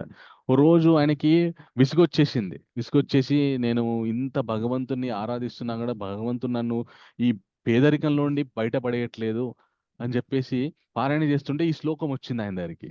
అనన్యాశ్చింతయంతో మామ, ఏమనన్యాశ్చింతయంతో మామ స్వామి, మీరు అన్నీ చెప్తారు కానీ చెయ్యరని చెప్పేసి ఆ శ్లోకాన్ని ఆయన కొట్టేస్తాడు అనమాట. కొట్టేసి ఈ శ్లోకం చదవ, నేను ఈరోజు ఇదంతా తప్పు, స్వామి చెప్తున్నాడు కానీ ఇట్లా ఎప్పుడు చెయ్యడు, చేస్తే నాకు ఎందుకు ఇంత పేదరికం ఉంటుందని చెప్పేసి ఆయన ఆ శ్లోకాన్ని వదిలేసి ముందుకు వెళ్ళిపోతాడు. వెళ్ళిపోయిన తర్వాత వాళ్ళ భార్య, ఏమండి ఈరోజు మనకి తినడానికి ఏం తెస్తున్నారంటే, సరే ఉండు నేను వీధిలోకి వెళ్ళి భిక్షాటన చేసి వస్తానని చెప్పి ఆయన వెళ్తాడనమాట. ఆయన అటు వెళ్ళగానే కొద్దిసేపటికి ఏం జరుగుతుందంటే ఎవరో వీళ్ళ ఇంటికి వస్తారు. వచ్చి అమ్మ ఉన్నారా లోపల అంటే వీళ్ళ ఆవిడ బయటకు వస్తుంది, అర్జునాచార్య వాళ్ళ ఆవిడ. బయటకు రాగానే ఎవరండి అంటే, అది మీ ఆయన ఇందాక భిక్షాటనకు వచ్చారు కదా, మీ ఆయన మమ్మల్ని పంపించారు, ఇంకో ఇవన్నీ మీ ఆయన మీకు ఇవ్వమని చెప్పారని చెప్పేసి వాళ్ళకి దాదాపు ఇంకా వాళ్ళ జీవితంలో ఇంకా మళ్ళీ అడుక్కోవాల్సిన అవసరం లేనటువంటి ఐశ్వర్యాన్ని వాళ్ళకి ఇచ్చేసి వెళ్ళిపోతారు. వెళ్ళిపోయిన తర్వాత కొద్దిసేపటికి అర్జునాచార్య వస్తారు. వచ్చిన తర్వాత ఆశ్చర్యపోతారు, ఏంటి ఇదంతా, నా ఇంట్లో ఇంత ఐశ్వర్యం ఎక్కడిది, ఇంత ధాన్యం ఎక్కడిది అని భార్యను పిలిచి అడుగుతాడనమాట. ఏంటి ఇది మణిలేనా కాదా అంటే, ఏమండి మీరు భిక్షాటనకి వెళ్ళిన తర్వాత ఎవరో ఇద్దరు పిల్లలు వచ్చారండి, ఒక పిల్లోడేమో తెల్లగా ఉన్నాడండి, చక్కగా ముచ్చటగా ఉన్నాడు, ఇంకో పిల్లోడు బాగున్నాడు కానీ ఆయన ముఖం మీద ఏవో గీతలు ఉన్నాయండి, నాకు అర్థం కాలేదు ఏంటో, వాళ్ళు ఇచ్చారండి, మీరే ఇవ్వని చెప్పారంట కదా అని చెప్పేసి వాళ్ళ భార్య చెప్తుంది. చెప్పగానే ఎవరు వాళ్ళు అని చెప్పేసి అప్పుడు ఆయనకి గుర్తుకొస్తుందంట, ఓ స్వామి, నా మొర ఇన్ని రోజులకు ఆలగించావా స్వామి, నా మూర్ఖత్వంతో మీరు చెప్పినటువంటి విషయం మీద నేను గీతలు గీస్తే మీరు అదే స్వరూపంతో వచ్చి నన్ను కరుణించారా అని చెప్పేసి అప్పుడు ఆయనకు అర్థమవుతుంది అనమాట. అంటే భగవంతుడు ఆయనని ఎలా కరుణించారంటే, ఆయన చేసినటువంటి ప్రతిజ్ఞ ప్రకారంగానే ఆయన అంత పేదరికంలో ఉంటే ఎప్పుడు ఆయనకి ఇవ్వాలో అప్పుడు వెళ్ళి చక్కగా ఆయనకి ఏ లోటు లేకుండా జీవితంలో ఇంకా మళ్ళీ ఎవరి దగ్గరికి వెళ్ళి చేతి చాపకుండా ఆయన కరుణించి వచ్చారనమాట. అలాగా భగవంతుడు తాను చేసిన ప్రతిజ్ఞ ఆయన ఎప్పటికీ కూడా గుర్తుంచుకుంటాడు. మనకి ఇది చరిత్రలో చాలా చాలా రుజువైంది కూడా, క్షమించండి, చాలా రుజువైంది కూడా, చాలా ఉదాహరణలు ఉన్నాయి. మనం ఇంకా ముందు ఆ ఉదాహరణలు చర్చించుకుందాం. ఓకే, ఎగ్జాంపుల్ కుచేలుడు కదా కుచేలుడు. ఎస్ ప్రభు, ఎస్ కుచేలుడు అని మనం అంటుంటాం కానీ ఆయన అసలు పేరు సుధాముడు. కుచేలుడు అంటే చినిగిన బట్టలు వేసుకున్న వాడిని కుచేలుడు అంటారు అనమాట. అంత గొప్ప భక్తుని మనం కుచేలుడు అంటే ఆయనని మీ చినిగిన బట్టలు వేసుకున్న ఆయన అని సంబోధించినట్టు. అందు గురించి అని కుచేలుడు అనే కంటే సుధామ, ఆయన అసలు నేమ్ పేరు ఏదైతే ఉందో సుధామ అని సంబోధిస్తే చాలా బాగుంటుంది. సో నెక్స్ట్ చివరిగా భగవంతుని యొక్క మహిమలు. ఇదైతే అద్భుతం అండి, దయచేసి చాలా శ్రద్ధగా వినండి ఈ విషయము. ఒక్క నిమిషము.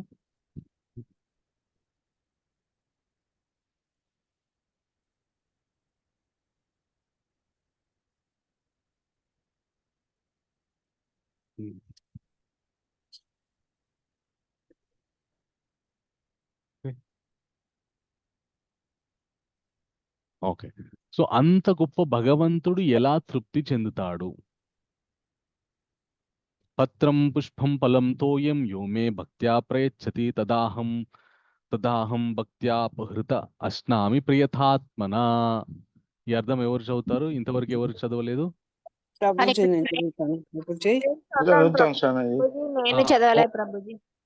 ఒక్క నిమిషం మాతాజీ, ఒక్క నిమిషం. ప్రభుజీ నేను చదువుతాను. మీ పేరు ప్రభు? మునికృష్ణయ్య. సరే, మునికృష్ణయ్య ప్రభు చదివిన తర్వాత నెక్స్ట్ అంశం కాంచన మాతాజీ, ఇంకా ఇంకో మాతాజీ. ఎవరు మాతాజీ మీ పేరు? మాతాజీ అపర్ణారెడ్డి మాతాజీ. మన మునికృష్ణయ్య ప్రభు చదివిన తర్వాత చదవండి. ఓకే, చదవండి మునికృష్ణయ్య ప్రభు.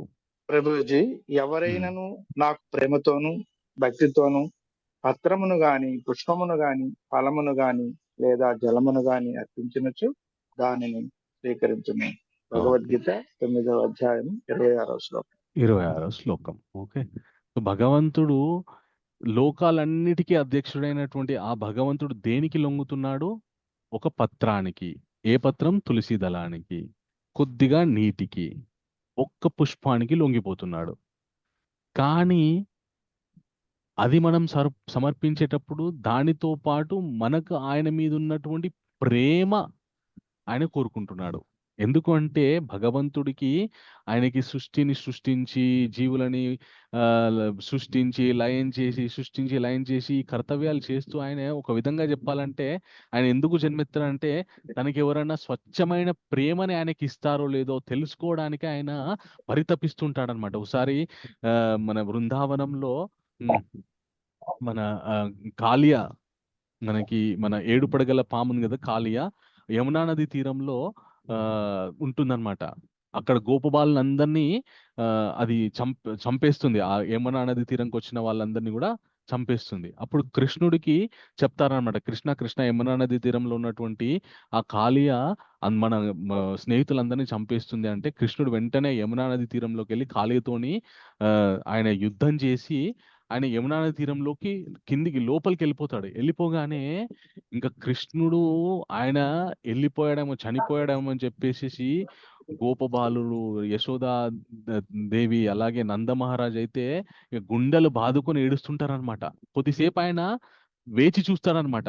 నన్ను నిజంగానే ఎవరైనా నేను కావాలని కోరుకుంటున్నారా లేదా? కోరుకుంటే వద్దాం, లేదంటే ఇంకా ఇక్కడతోనే అవతారం పరిసమాప్తి చేసేద్దామని చెప్పేసి వాళ్ళు ఉండలేరనమాట. యశోదామయ్య, నందమహారాజ్ ఇంకా మేము కూడా యములో దుంకి ప్రాణాలు వదిలిపెట్టేస్తామని పరిగెత్తుతుంటారనమాట. పరిగెత్తుతుంటే అప్పుడు ఆయన మళ్ళీ కాళీయుడి నెత్తి మీద నాట్యం చేస్తూ పైకి వెళ్తాడనమాట. అంటే భగవంతుడు కోరుకునేది ఏంటి అంటే మన యొక్క ప్రేమ. ఆయనంటే ఆయనని మనం ఎంత అభిమానిస్తున్నామో అది చూస్తారనమాట భగవంతుడు. మనము ఎవరైనా మనని ఎవరైనా చాలా ఇష్టపడుతున్నారనుకోండి, ఆ వ్యక్తికి మీరు కానుకలు ఇచ్చినా ఇవ్వకపోయినా కేవలం మీరు ఆ వ్యక్తితో కొద్ది సమయాన్ని గడిపితే వాళ్ళు సంతోషిస్తారు. భగవంతుడు కూడా అంతే. మీరు భగవంతుని భక్తి చేయడం మొదలు పెట్టారంటే మీరు మనం భౌతికమైన విషయాలు ఆయనకు సమర్పించాల్సిన అవసరమే లేదు, ఎందుకంటే ఆయనే మనకిచ్చారు. సో మనం ఏది సమర్పించినా కూడా దానికి ప్రేమ అనే చక్కటి రుచిని దాంట్లో నింపుతున్నామా లేదా అది మాత్రమే చూస్తారు ఆయన.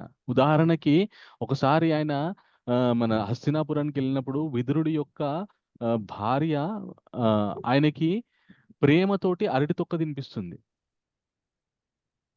మామూలుగా పండైతే ఎవరైనా తింటారు కానీ తొక్క పశువులు తింటాయి. అలాంటిది భగవంతుడు ప్రేమతో తినిపిస్తున్నాడు, తొక్క తినేస్తాడు. సో అంత సులభుడు అన్నమాట భగవంతుడు. ఆయన ఏదో పెద్ద పెద్ద వ్రతాలు యజ్ఞాలు చేస్తేనే తప్ప నేను మీకు ప్రసన్నం అవ్వనని చెప్పట్లేదు. కేవలం పత్రం పుష్పం ఫలం తోయం, ఇవే మన ఇంట్లో ప్రతి ఇంట్లో ఉంటాయి.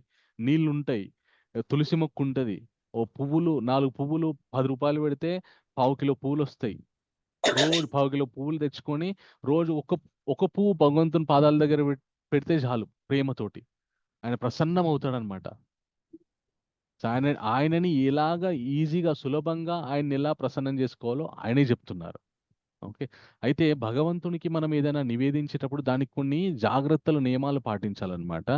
ఓకే. అవి మనము తెలుసుకోవడానికి ప్రయత్నం చేద్దాం. అయితే భగవంతుడికి సాధ్యమైనంత వరకు సాత్వికమైనటువంటి ఆహార పదార్థాలనే నివేదించడానికి ప్రయత్నం చేయాలి. కానీ ఇప్పుడు సమాజంలో ఎలా అంటే సత్యనారాయణ స్వామి వ్రతం అని చేస్తారనమాట. చేసి దాంట్లో మంచిగా వంటల్లో ఉల్లి, వెల్లుల్లి అవన్నీ వేసి వండి స్వామికి నైవేద్యం పెడతారు. మనం తినకూడని పదార్థాలు మనకి ఎవరైనా పెడితే మనం తింటామా? నాకు ఇష్టం లేవండి, నేను ఎట్లా తినాలని అంటాం. మరి భగవంతుడికి నచ్చనటువంటి రజో తమో గుణంతో కూడుకున్నటువంటి వస్తువులు వేసి వండి పెడితే భగవంతుడు ఎలా స్వీకరించాడు. సో అందు గురించి భగవంతుడికి ఎప్పుడైనా మనం నైవేద్యాలు వండేటప్పుడు దాంట్లో సాధ్యమైనంత వరకు ఉల్లి, వెల్లుల్లి, అలాగే రజో తమో గుణాలకి చెందినటువంటి పదార్థాలు దాంట్లో మిక్స్ అవ్వకుండా చూసుకొని మనము భగవంతునికి నైవేద్యాలు వండి పెట్టాలన్నమాట. వండినప్పుడు మనమే ముందు రుచి చూసి బాగుందో లేదో అని పెట్టడం ఇలా కాకుండా శ్రద్ధగా చక్కగా వండి సాత్వికమైన పదార్థాలతో భగవంతునికి వండి నివేదన చేయాలన్నమాట. ఓకే, శాకాహారం, సాత్విక ఆహారాలు, నైవేద్యం ఇవి పెట్టాలి భగవంతుడికి. ఓకే, సో అంటే మీరు వెంటనే ఒక డౌట్ రావచ్చు, అవునండి ఇది ప్రతిరోజు ఇంట్లో సాధ్యం కాదు కదా అంటే, ఇవి సాధ్యం కాకపోవచ్చు, కానీ ఒక చిన్న రావి చెంబులో కొన్ని నీళ్ళేసి అందులో ఒక తులిసాకేసి భగవంతుని ముందు పెట్టడం ప్రతి ఒక్కరికి కూడా సాధ్యమవుతుంది. అది మాత్రం చేయొచ్చు. మనం ఏది సాధ్యమవుతుందో అది చేయడానికి ప్రయత్నం చేద్దాం. తర్వాత మనము మన భక్తి పెరిగిన కొద్దీ మనము భగవంతునికి ఇంకే ఏవి నివేదించాలో అవి నివేదించవచ్చు. సో భగవంతుణ్ణి మనము ఎప్పుడైతే భగవంతుడికి నైవేద్యం పెడతామో అప్పుడు కొన్ని మంత్రాలు, కొన్ని శ్లోకాలు చదవాల్సి ఉంటుందన్నమాట. ఓకే, మన గురువుని స్మరించుకొని, అలాగే మన గురువు వాళ్ళ గురువుని స్మరించుకొని, ఆ తర్వాత భగవంతుని స్మరించి మనము ఈ నైవేద్యాన్ని నివేదించాలి. ఓకే, సో సో నివేదించిన తర్వాత కొద్దిసేపు మనం వెయిట్ చేయాలి. వెయిట్ చేసి తర్వాత అప్పుడు మనం ప్రసాదాన్ని తీసుకోవాలి. ఓకే, సో ఇది కొద్దిగా అంటే అయ్యో మేము ఇప్పుడు ఇలా చేయలేదంటే పూర్వకాలంలో మనం అందరి మీద చేస్తూ ఉండేవారం. కానీ క్రమక్రమంగా ఎప్పుడైతే మనము ఎక్కువ భౌతిక ప్రపంచం మీద దృష్టి పెంచుకున్నామో, ఇష్టం పెంచుకున్నామో, ఆ భగవంతుని మరి పూర్వకాలంలో ఖచ్చితంగా వంట చేసిన తర్వాత అగ్నికి ఆహుతిచ్చేవారు వండిన పదార్థాన్ని కొద్దిగా నెయ్యి వేసి. కానీ ఇప్పుడు ఆ సాంప్రదాయమే పోయింది. ఇప్పుడు గ్యాస్ స్టవ్లు కదా ప్రభుజీ, అలా వేసి నెయ్యి వేస్తే కష్టం. గ్యాస్ స్టవ్ అయినా కూడా మంట వస్తుంది కదా, మరి ఒక మెతికి వేయచ్చు. కానీ అంటే పక్కన ప్లేట్ పెట్టి అక్కడ సాధ్యమైనంత వరకు, సాధ్యమైతే చేయండి. సాధ్యం కాకపోతే నేను చెప్పాను కదా, సులభమైనటువంటి పద్ధతి ఏంటి, రావి చెంబులో కొన్ని నీళ్ళు వేసి దాంట్లో ఒక తులిసాకేసి భగవంతుని దగ్గర పెట్టడం. ఆ అంటే నీళ్ళనే పక్కనే కొంచెం ప్లేట్ పెట్టి ఆ భోగం అన్నం ఏదైతే ఉందో అది పెట్టి కొంచెం నెయ్యి చుక్కేస్తాము. అలా కూడా చేయొచ్చు. అన్నం వండిన తర్వాత అన్నం తీసి దానిలో కొద్దిగా బెల్లం వేసి ఒక 2 చుక్కలు నెయ్యి వేసి దాని మీద తులసాకేసి స్వామి దగ్గర పెట్టి, స్వామి ఈరోజు అన్నం వండుకున్నాం, మీరు స్వీకరించండి. మీరు స్వీకరించిన తర్వాత ఇంటిల్లిపాది దాన్ని మహాప్రసాదంగా భావించి స్వీకరిస్తామని మొక్కితే స్వామి సంతోషిస్తారు. అది సాధ్యం. ఏదైతే మనకి సాధ్యమవుతుందో, మన కుటుంబంలో అందరూ కూడా మనకు సహకరించాలి. మనకి అందరూ సహకరించే పద్ధతులు ఏవైతే ఉన్నాయో అవి మనం పాటించినా కూడా భగవంతుడు ప్రసన్నులు అవుతారనమాట. ఓకే, సో తర్వాత నిష్కామ కర్మయోగం. అపర్ణారెడ్డి మాతాజీ. హరే కృష్ణ ప్రభుజీ. హరే కృష్ణ మాతాజీ, దండత్ ప్రణామం. ఈ చదవండి మాతాజీ ఫస్ట్ 2 పాయింట్లు. నిష్కామ కర్మయోగం. శారీరక పోషణ కొరకు కూడా కర్మలు అవసరం. మత ధర్మాలు కృష్ణుని కోసమే చేయండి. తినుట ప్రసాదమే తినండి. చాలు మాతాజీ. ఓకే, శివానంద్ ప్రభు ఈ చదవండి ప్రభు. నేను చదువుతాను ప్రభుజీ. మీ పేరు మాతాజీ? ప్రణామం. దానం కృష్ణ చైతన్య పురోగతి కోసమే వినియోగించండి.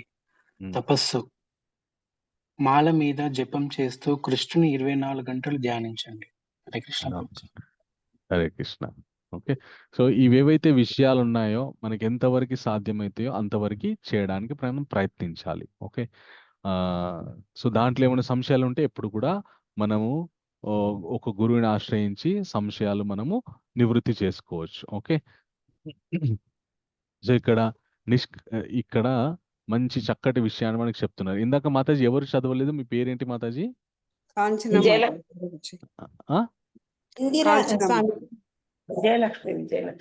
ఓకే, ఇందిరా మాతాజీ, కాంచన మాతాజీ, విజయలక్ష్మి మాతాజీ ముగ్గురు కూడా చదవలేదు కదా ప్రభుజీ? నేను కూడా చదవలేదు. హరే కృష్ణ ప్రభుజీ. హరే కృష్ణ ప్రభుజీ. నేను కొత్తగా జాయిన్ అయ్యాను, మరి నాకు హ్యాండ్ రైజ్ చేయడం రాలేదు ప్రభుజీ, అందుకే. ఓకే, తప్పకుండా. అందరూ కూడా చాలా సంతోషం అనేది, చాలా ఉత్సాహంగా పార్టిసిపేట్ చేస్తున్నారు. సో ఫస్ట్ కాంచన మాతాజీ ఇది చదవండి. ప్రభుజీ. హరే కృష్ణ మాతాజీ. నిష్కామ కర్మ యోగ ఆచరణ వలన వచ్చు ఫలితం. Thank you Mataji. Next Vijayalakshmi Mataji. Hare Krishna Prabhuji. Hare Krishna Mataji. Bhagavad Gita 9:28 శ్లోకము, భగవంతుని సేవలో మన కార్యకలాపాలు అనుసంధానము చేయుట ద్వారా వస్తుంది. Okay. So thank you. Okay, అంటే చిన్నగా షార్ట్ గా నిష్కామ కర్మ యోగం అంటే ఏంటి మనకి ఇక్కడ వివరణ జరిగింది. భగవంతుని సేవతో మన కార్యకలాపాలు అనుసంధానం చేయడం ద్వారా వస్తుంది. ఉదాహరణకి మనం ఏ పని చేసినా కూడా భగవంతుని స్మరణ చేస్తూ ఆ పని ద్వారా మనకు వచ్చినటువంటి ద్రవ్యం ఏదైతే ఉంటుందో దాంట్లో ఎంతో కొంత మన శక్తి మేరకి భగవంతునికి అర్పిస్తూ మనం గనక కర్మలు చేసామనుకోండి, అది మనకు నిష్కామ కర్మ యోగంగా మనకి ఉపయోగపడి, ఎప్పుడైతే మనం నిష్కామ కర్మయోగం చేస్తామో అప్పుడు మనము భగవంతునికి మనకి గొప్ప సంబంధం ఏర్పడుతుంది అన్నమాట, భక్తి ఏర్పడుతుంది. ఓకే, సో తర్వాత విషయము ఇంకా ఎవరు మాతాజీ, మీ పేరేంటి, కొత్తగా వచ్చారని చెప్పారు? కృష్ణవేణి ప్రభుజీ. అల్లమేలు మాతాజీ అండ్ కృష్ణవేణి మాతాజీ, మీరు చదవలేదు కదా? సో ఫస్ట్ అల్లమేలు మాతాజీ మీరు ఇక్కడ వరకు చదవండి. కృష్ణుడు పక్షపాత, కానీ నాకు ఇది అంటే అతి ప్రియం. అంతకంటే మంచిది మెరుగైంది నీకు ఇస్తాను, నన్ను నమ్ము. నేను ఎవరిని ద్వేషించను, ఎవరి ఎడను పక్షపాతం కలిగి ఉండను. నేను సర్వల ఎడ సమముగా వర్తించును, కానీ భక్తితో నాకు. చాలు మాతాజీ. నెక్స్ట్ మాతాజీ మీ పేరేంటి ఇందాక? కృష్ణవేణి మాతాజీ. కృష్ణవేణి మాతాజీ ఇది చదవండి మాతాజీ. కానీ భక్తితో నాకు సేవ నొసగడి వాడు నాకు మిత్రుడైన ఎందుండును, మరియు నేనును అతనిని మిత్రుడనై ఉందును. సో భగవంతుడు ఇంకొక అద్భుతమైన విషయం ఏం చెప్తున్నారంటే, సమూహం సర్వభూతేషు నామే ద్వేషోస్తి న ప్రియ ఏ భజంతు తే మాం భక్త్యా మైతేతేషు చాప్యహం. నేను అర్జున ఎవ్వరి యందు కూడా ద్వేషభావంతో మోహభావంతో ఒకరికి పక్షపాతంగా ఒకరిని కరుణిస్తూ ఒకరిని ఏడిపిస్తూ నేను ఉండను. అందరి యందు సమబుద్ధితోటే నేను ఉంటాను. కానీ ఎవరైతే నన్ను భజిస్తారో వాళ్ళకి నేను వాళ్ళ మీద నేను ప్రత్యేకమైనటువంటి దృష్టి సారిస్తాను అని చెప్పి భగవంతుడు చెప్తున్నాడు అనమాట. అయితే మనమందరం కూడా ఆయన పిల్లలమే, అందరి మీద సమదృష్టితో ఉంటారు. ఈ పిల్లలలో నిన్న చెప్పుకున్నట్టు మనుష్యాణం సహస్రేషు, ఆ వేల కొలది పిల్లలలో ఎవరైతే తనని అర్థం చేసుకోవడానికి తనని భక్తి చేయడానికి ముందుకు వస్తారో వాళ్ళకైనా స్పెషల్ అటెన్షన్ ఇస్తారనమాట.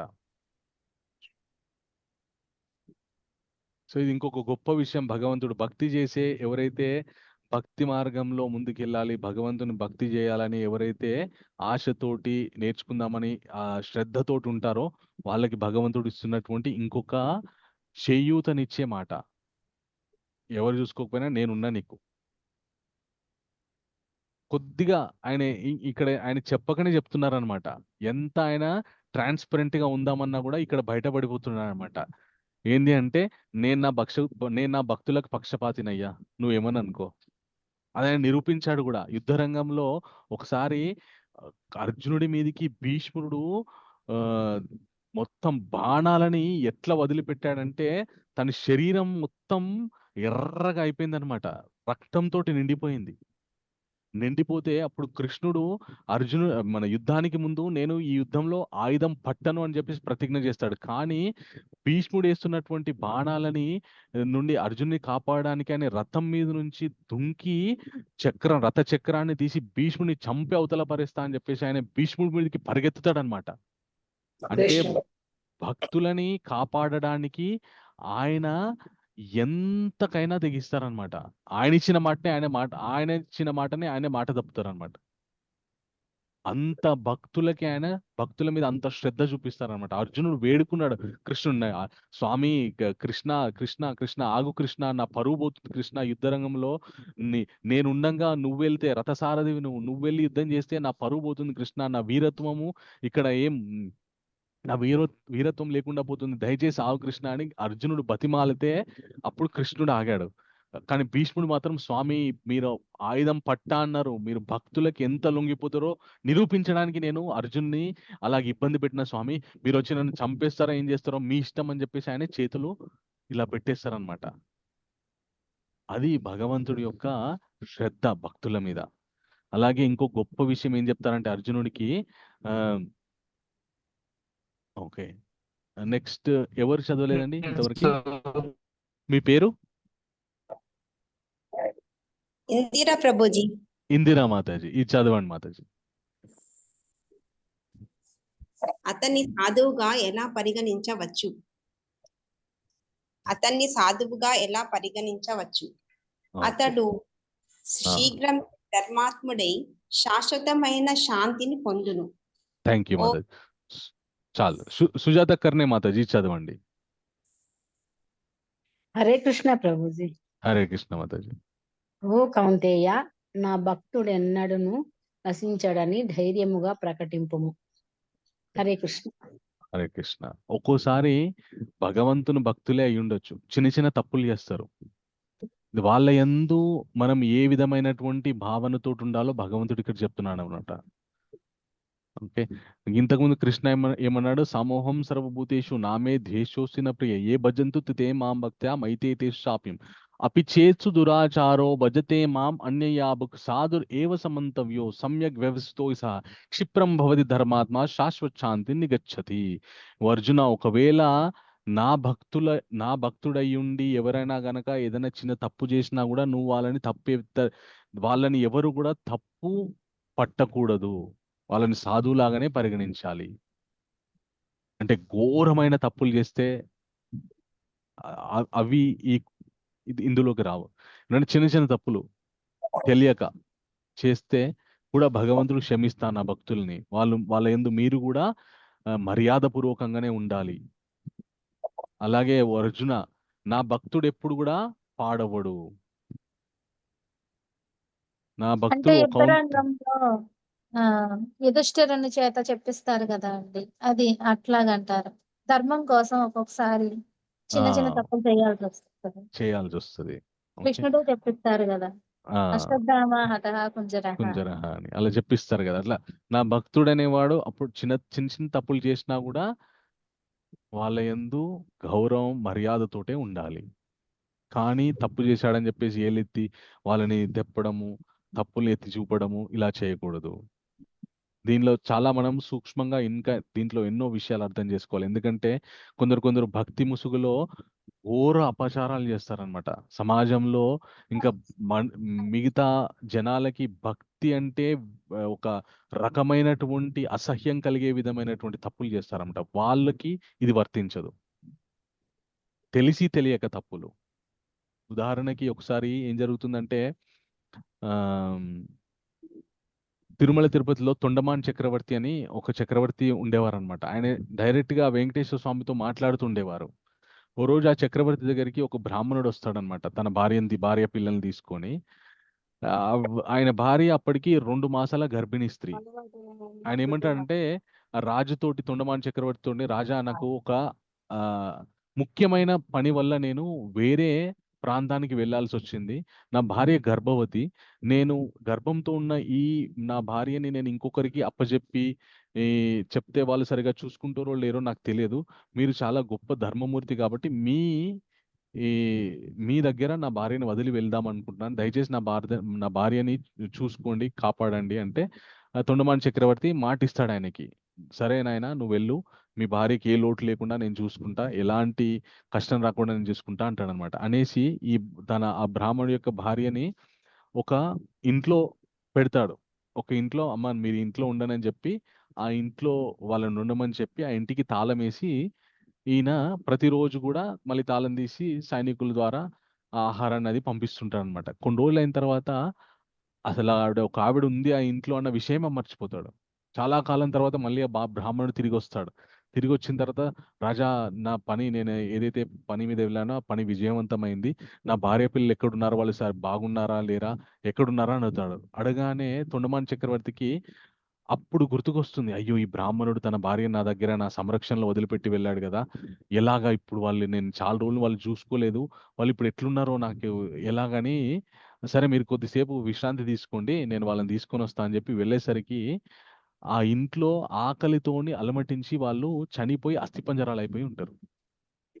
ఉండగానే అప్పుడు ఆయన పరిగెత్తుకుంటూ వెంకటేశ్వర స్వామి దగ్గరికి వెళ్తాడు. వెళ్ళి, స్వామి స్వామి నా వల్ల పెద్ద అపచారం జరిగింది స్వామి, ఇలా జరిగింది, నాకు ఏం చేయాలో అర్థం కావట్లేదు, ఆ బ్రాహ్మణుడికి ఇచ్చిన మాట తప్పాను నేను, దయచేసి నన్ను కాపాడండి అంటే అప్పుడు స్వామి, ఆయనకి కోపం వస్తుంది, కానీ ఆయన ఏం చేస్తారంటే, సరే వాళ్ళిద్దరి శరీరాలు నా దగ్గర కళేబరాలు నా దగ్గర తీసుకురా అంటే తీసుకొస్తారు. తీసుకొస్తే మళ్ళీ వాళ్ళని పునర్జీవితులను చేస్తాడనమాట. చేసి స్వామి ఒక మాట అంటారంట, నువ్వు నా భక్తుడివి, ధర్మంగా ఉండడం నీకు ఉండవలసినటువంటి ప్రథమ కర్తవ్యం, ప్రథమ గుణం, నువ్వు అలా ఉండలేదు, నేను నిన్ను అసహించుకోవట్లేదు, కానీ ఇప్పటి నుండి నేను నీతో మాట్లాడనని చెప్పేసి స్వామి అతని మీద కోపంతో ఇంకా మళ్ళీ ఎప్పుడు అతనితో తొండమాన్ చక్రవర్తితో మాట్లాడలేదు. సో అప్పుడప్పుడు భక్తులు ఏదైనా చిన్న చిన్న తప్పులు చేస్తే స్వామి దాన్ని ఎలాగో అలాగా మన వాటి నుండి బయటపడేస్తారు, కానీ అదే పనిగా తప్పులు చేయొద్దు. ఇంకా మనకు ఒకరు ఉన్నారు కదా మనకండ, నాకేంది నేను జపం చేస్తున్నా అని చెప్పేసి అందరిని తిట్టడం, శపించడం, ఇట్లాంటివి చేయొద్దన్నమాట. ఎప్పుడైనా మనని ఎవరైనా చాలా ఇబ్బంది పెడితే మనం ఎవరైనా అనొచ్చు, కానీ ఇంకా నేను చక్కగా భగవంతుని భక్తి చేస్తున్నా అని చెప్పేసి తిట్టడము, దూషించడం అట్లా చేయకూడదు. సో అది భగవంతుడు చెప్తున్నానంటే, అపి చేస్తు దురాచారో భజతే మాం అన్యయా సాధురేవ సమంతవ్యో సమ్యక్ వ్యవస్థతో సహా క్షిప్రం భవతి ధర్మాత్మ శాశ్వత శాంతిని గచ్చతి కౌంతేయ ప్రతిజాని నామే భక్త ప్రణశ్యతి. నా భక్తుడు ఎన్నడూ కూడా పాడవడు అర్జున, వాడు ఎప్పుడు బాగుపడతాడు, వాడు బాగుపడే విధంగా నేను వాడిని అనుగ్రహిస్తానని చెప్పేసి భగవంతుడు చెప్తున్నాను అనమాట. ఓకే, సో రాజేశ్వరి మాతాజీ ఈ చదవండి మాతాజీ. హరే కృష్ణ ప్రభుజీ. హరే కృష్ణ మాతాజీ. దుఃఖాలు కష్టాల నుండి స్వేచ్ఛ పాప ఫలాలని నశింపచేయును, పాప ప్రవృత్తులను నాశనం చేస్తుంది, అనుకోకుండా పాపాన్ని ఒడికట్టి వాళ్ళను కూడా రక్షిస్తుంది. నేను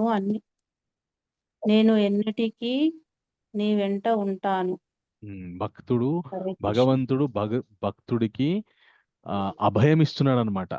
స్వామి ఎందుకు ఇట్లా పెడతారంటే, మహాసుష నేనున్నా, నీకు నన్ను నమ్ముకొని నువ్వు ముందుకు వెళ్ళు, నీకు నేనున్నా, ఏమన్నా నీ వల్ల అవ్వట్లేదా భయపడకు, నేనున్నా, నువ్వేమైనా చిన్న చిన్న తప్పులు చేసావా నేను మళ్ళీ వాటిని సరిదిద్దుతా, నేనున్నా నీకు.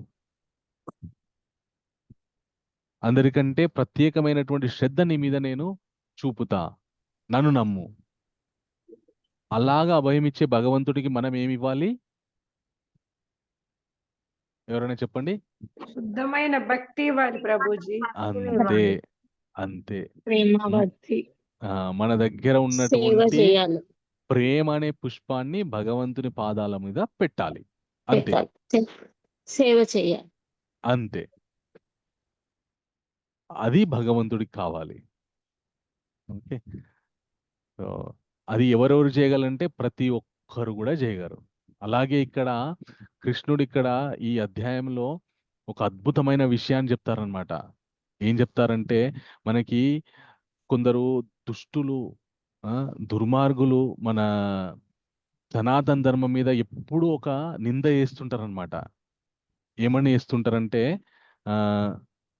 ఒక్క నిమిషం,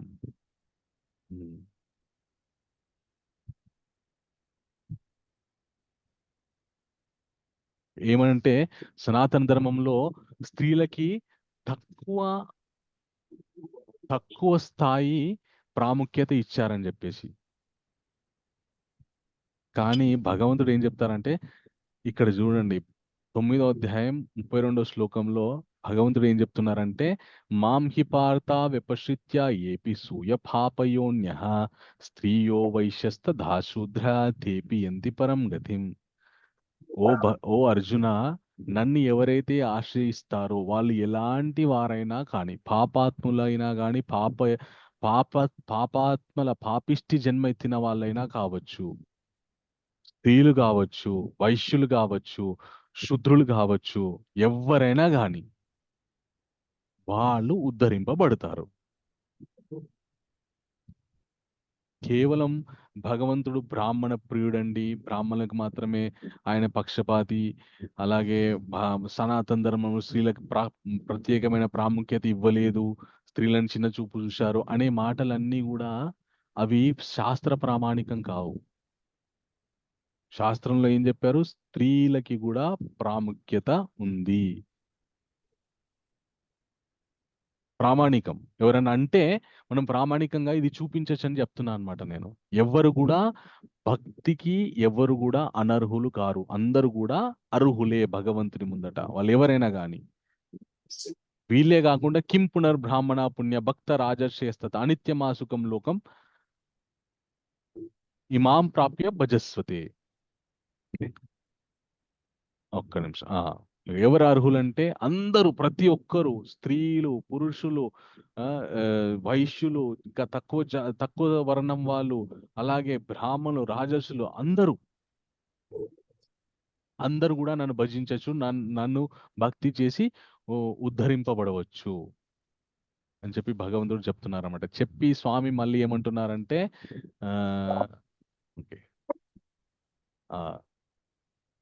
మన్మనాభవ మద్భక్తో మధ్యాజీ మాం నమస్కురు మామే వైశ్యస్యోక్తైవాం ఆత్మానా మత్పరాయణ అంటున్నారన్నమాట. దుర్గా మాతాజీ ఈ అర్థం చదవండి. హరే కృష్ణ మాతాజీ. ప్రభుజీ, హరే కృష్ణ మాతాజీ. నీ మనస్సును సదా నా చింతన ఎందే నిమగ్నము చేయుము. నా భక్తుడగుము, నాకు నమస్కారము చేయుము, నన్ను అర్చింపుము. ఈ విధముగా నా యందు సంపూర్ణ నిమగ్నుడవై నీవు నన్ను తప్పక చేరగలవు. భగవంతుడు ఏం చెప్తున్నారంటే, నాకు భక్తి చేయి, నన్ను నమ్ము, నేను ఉద్ధరిస్తా అని చెప్తున్నారు అనమాట. అయితే ఇది ఎలా అంటే, ఇప్పుడు ఒకసారి ఒక రాజ్యంలో ఏం జరుగుతుందంటే, రాజుగారు ఆయన రాజ్య పర్యటనకి వెళ్తారనమాట.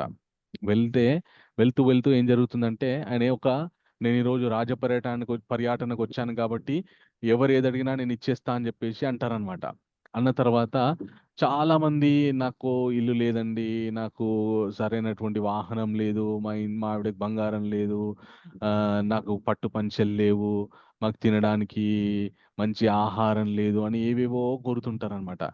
రాజు ఏం చేస్తారంటే వాళ్ళ మంత్రులకి, అలాగే వాళ్ళ కోశాధికారులు ఉంటారు కదా, ఫైనాన్స్ మినిస్టర్, వాళ్ళందరికీ చెప్తారంట, ఆయనకి ఏం కావాలో చూసుకో, వాళ్ళకి ఏం కావాలో చూసుకో అని చెప్పేసి వెళ్తుంటారంట. అయితే ఆ రోజు రాజు యొక్క పుట్టినరోజు, అందుకైనా దేశ పర్యటనకు వచ్చి ప్రజలందరినీ అనుగ్రహిస్తుంటారు అనమాట. ఏం కావాలో చూసుకో, ఏవేవి అడుగుతారో చూసుకుంటారు. అట్లా వాళ్ళ సైన్యానికి వాళ్ళకి చెప్తుంటారండి, వాళ్ళకి కావాల్సింది చూసుకొని. అయితే ఒక వ్యక్తి వస్తాడనమాట, వచ్చి రాజుని చూస్తుంటే రాజు ఏం కావాలి నీకు అని అడుగుతాడంట. రాజా, మీతో స్నేహం కావాలంటాడు అనమాట. నాతో స్నేహమా? నేను అందరికీ స్నేహపూర్వకంగానే ఉంటాయంటే, లేదు, మీకు ఒకవేళ నేను బాల్యమిత్రుని అయితే ఎలా ఉంటానో నాతో మీరు అలా ఉండాలి అంటే, ఓ తప్పకుండా, దానిదేముంది, అదే నా నీ కోరిక, ఇంకేమైనా కావాలంటే నాకు ఏ వద్దు, మీరు ఖాళీ నాకు బాల్యమిత్రుడిలాగా నాతోటి ఉండండి అంటాడు. ఓ తప్పకుండా, సరే చెప్పు, నేను నీకు ఇప్పటి నుండి నేను ఫ్రెండ్, మనం ఇద్దరం క్లోజ్ ఫ్రెండ్స్, ఇంకా అందరికీ ఆయన చాటింపేస్తాడంట, ఈయన నా ఫ్రెండ్, క్లోజ్ ఫ్రెండ్, ఇప్పటి నుంచి మేము ఇద్దరం కూడా మంచి ఫ్రెండ్స్ అని అందరికి చెప్తాడు అనమాట. చెప్పి అడుగుతాడు అనమాట, ఏం కావాలి నీకు, ఇప్పుడు ఏం కావాలి చెప్పానంటే, అదొకటే కావాలి రాజా అని చెప్పేసి వెళ్ళిపోతాడు అనమాట. వెళ్ళిపోయిన తర్వాత కొన్ని రోజులు అయిన తర్వాత ఈ ఫ్రెండ్ ఏం చేస్తాడంటే, ఈ రాజు వాళ్ళ ఫ్రెండ్ రాజుకి లెటర్ పంపిస్తాడు. ఏమనంటే, రాజా మీరు మా ఇంటికి భోజనానికి రావాలి, 2 రోజులు మా ఇంట్లోనే ఉండాలి అని చెప్పేసి పంపిస్తాడు అనమాట. పంపించిన తర్వాత రాజుకు ఆ లెటర్ వస్తుంది. సో చదివిన తర్వాత, మా ఫ్రెండ్ పిలుస్తున్నాడు, నేను వాళ్ళ ఇంటికి వెళ్ళాలి, 2 రోజులు వాళ్ళ ఇంట్లోనే ఉండాలి నేను అని చెప్పి రాజు ఇంకా డిసైడ్ అయిపోతాడు. ఎందుకంటే ఫ్రెండ్ అని అందరి ముందు చాటింపేసింది కదా, సో వాళ్ళ ఇంటికి వెళ్ళాలి. వాళ్ళ ఇంటికి వెళ్ళగానే వెళ్దామని ఆయన అన్ని ఇంకా వాళ్ళ పరివారానికి చెప్తాడు, అన్ని సర్దేసేయండి, మా ఫ్రెండ్ వాళ్ళ ఇంటికి భోజనానికి వెళ్దాం, 2 రోజులు అక్కడే ఉందాం అని అంటారు అనమాట. అంటే వాళ్ళ మంత్రులు అంటారన్నమాట, రాజా దయచేసి మీరు అంత సాహసం చేయకండి, మీరు వెళ్ళలేరు మీ ఫ్రెండ్ వాళ్ళ ఇంటికి అంటారంట. ఎందుకు, ప్రాబ్లం ఏంటి, సమస్య ఏంటి అంటే, రాజా మీ ఫ్రెండ్, ఎవరైతే మీ ఫ్రెండ్ ఉన్నాడో ఆయన ఊరి చివర చిన్న పాకలు ఉంటారు, అక్కడికి నడుచుకుంటూ వెళ్ళడమే కష్టం, అలాంటిది మనం ఇన్ని రథాలు ఇన్ని గుర్రాలు తీసుకొని వెళ్ళలేమంటే వెళ్ళేటట్టు దారి చేయండి, రోడ్ వేయండి అంటాడు అనమాట. సరే రాజా రోడ్డు వేస్తాం. వెళ్ళి వాళ్ళ ఇంట్లో మీరేమి ఇంత పెద్ద భవంతిలో ఉండే మీరు పోయి ఆ గుడిసెలు ఏముంటారంటే వాడికి ఒక పెద్ద భవంతి కట్టియండి అంటాడు అనమాట. సరే రాజా భవంతి కట్టిస్తాం, కానీ వాళ్ళ వాడికి సరైన బట్టలు లేవు, ఆహార పదార్థాలు ఈ వాని దగ్గర ఏం లేవో, నేను వాని దగ్గర 2 రోజులు ఉంటే ఇది నాకు ఏ లోటు లేకుండా వాని దగ్గర ఏ వస్తువులు కావాలో నాకు ఏ లోటు లేకుండా చూసుకోవడానికి వాడికి దగ్గర ఏ వస్తువులు ఉండాలో అవన్నీ సమకూర్చండి అని చెప్తాడు అన్నమాట. చెప్పగానే ఫ్రెండ్కి రోడ్డు వచ్చింది, ఇల్లు వచ్చింది, ధనం వచ్చింది, ఆహార పదార్థాలు వచ్చినాయి, అన్నీ వచ్చినాయి. రాజు కూడా వచ్చింది చివరికి ఇంటికి. వచ్చి ఇంకా రాజు 2 రోజులు వాడితోటి ఉన్నాడు అనమాట. అయితే ఇక్కడ మనం తెలుసుకోవాల్సింది ఏంటి అంటే, ఎవరైతే తెలివి గల్లవాడు, ఎవరైతే భగవంతుని నిజంగా అర్థం చేసుకున్నవాడు భగవంతునితోని స్నేహాన్ని, ప్రేమని కోరుకుంటాడు.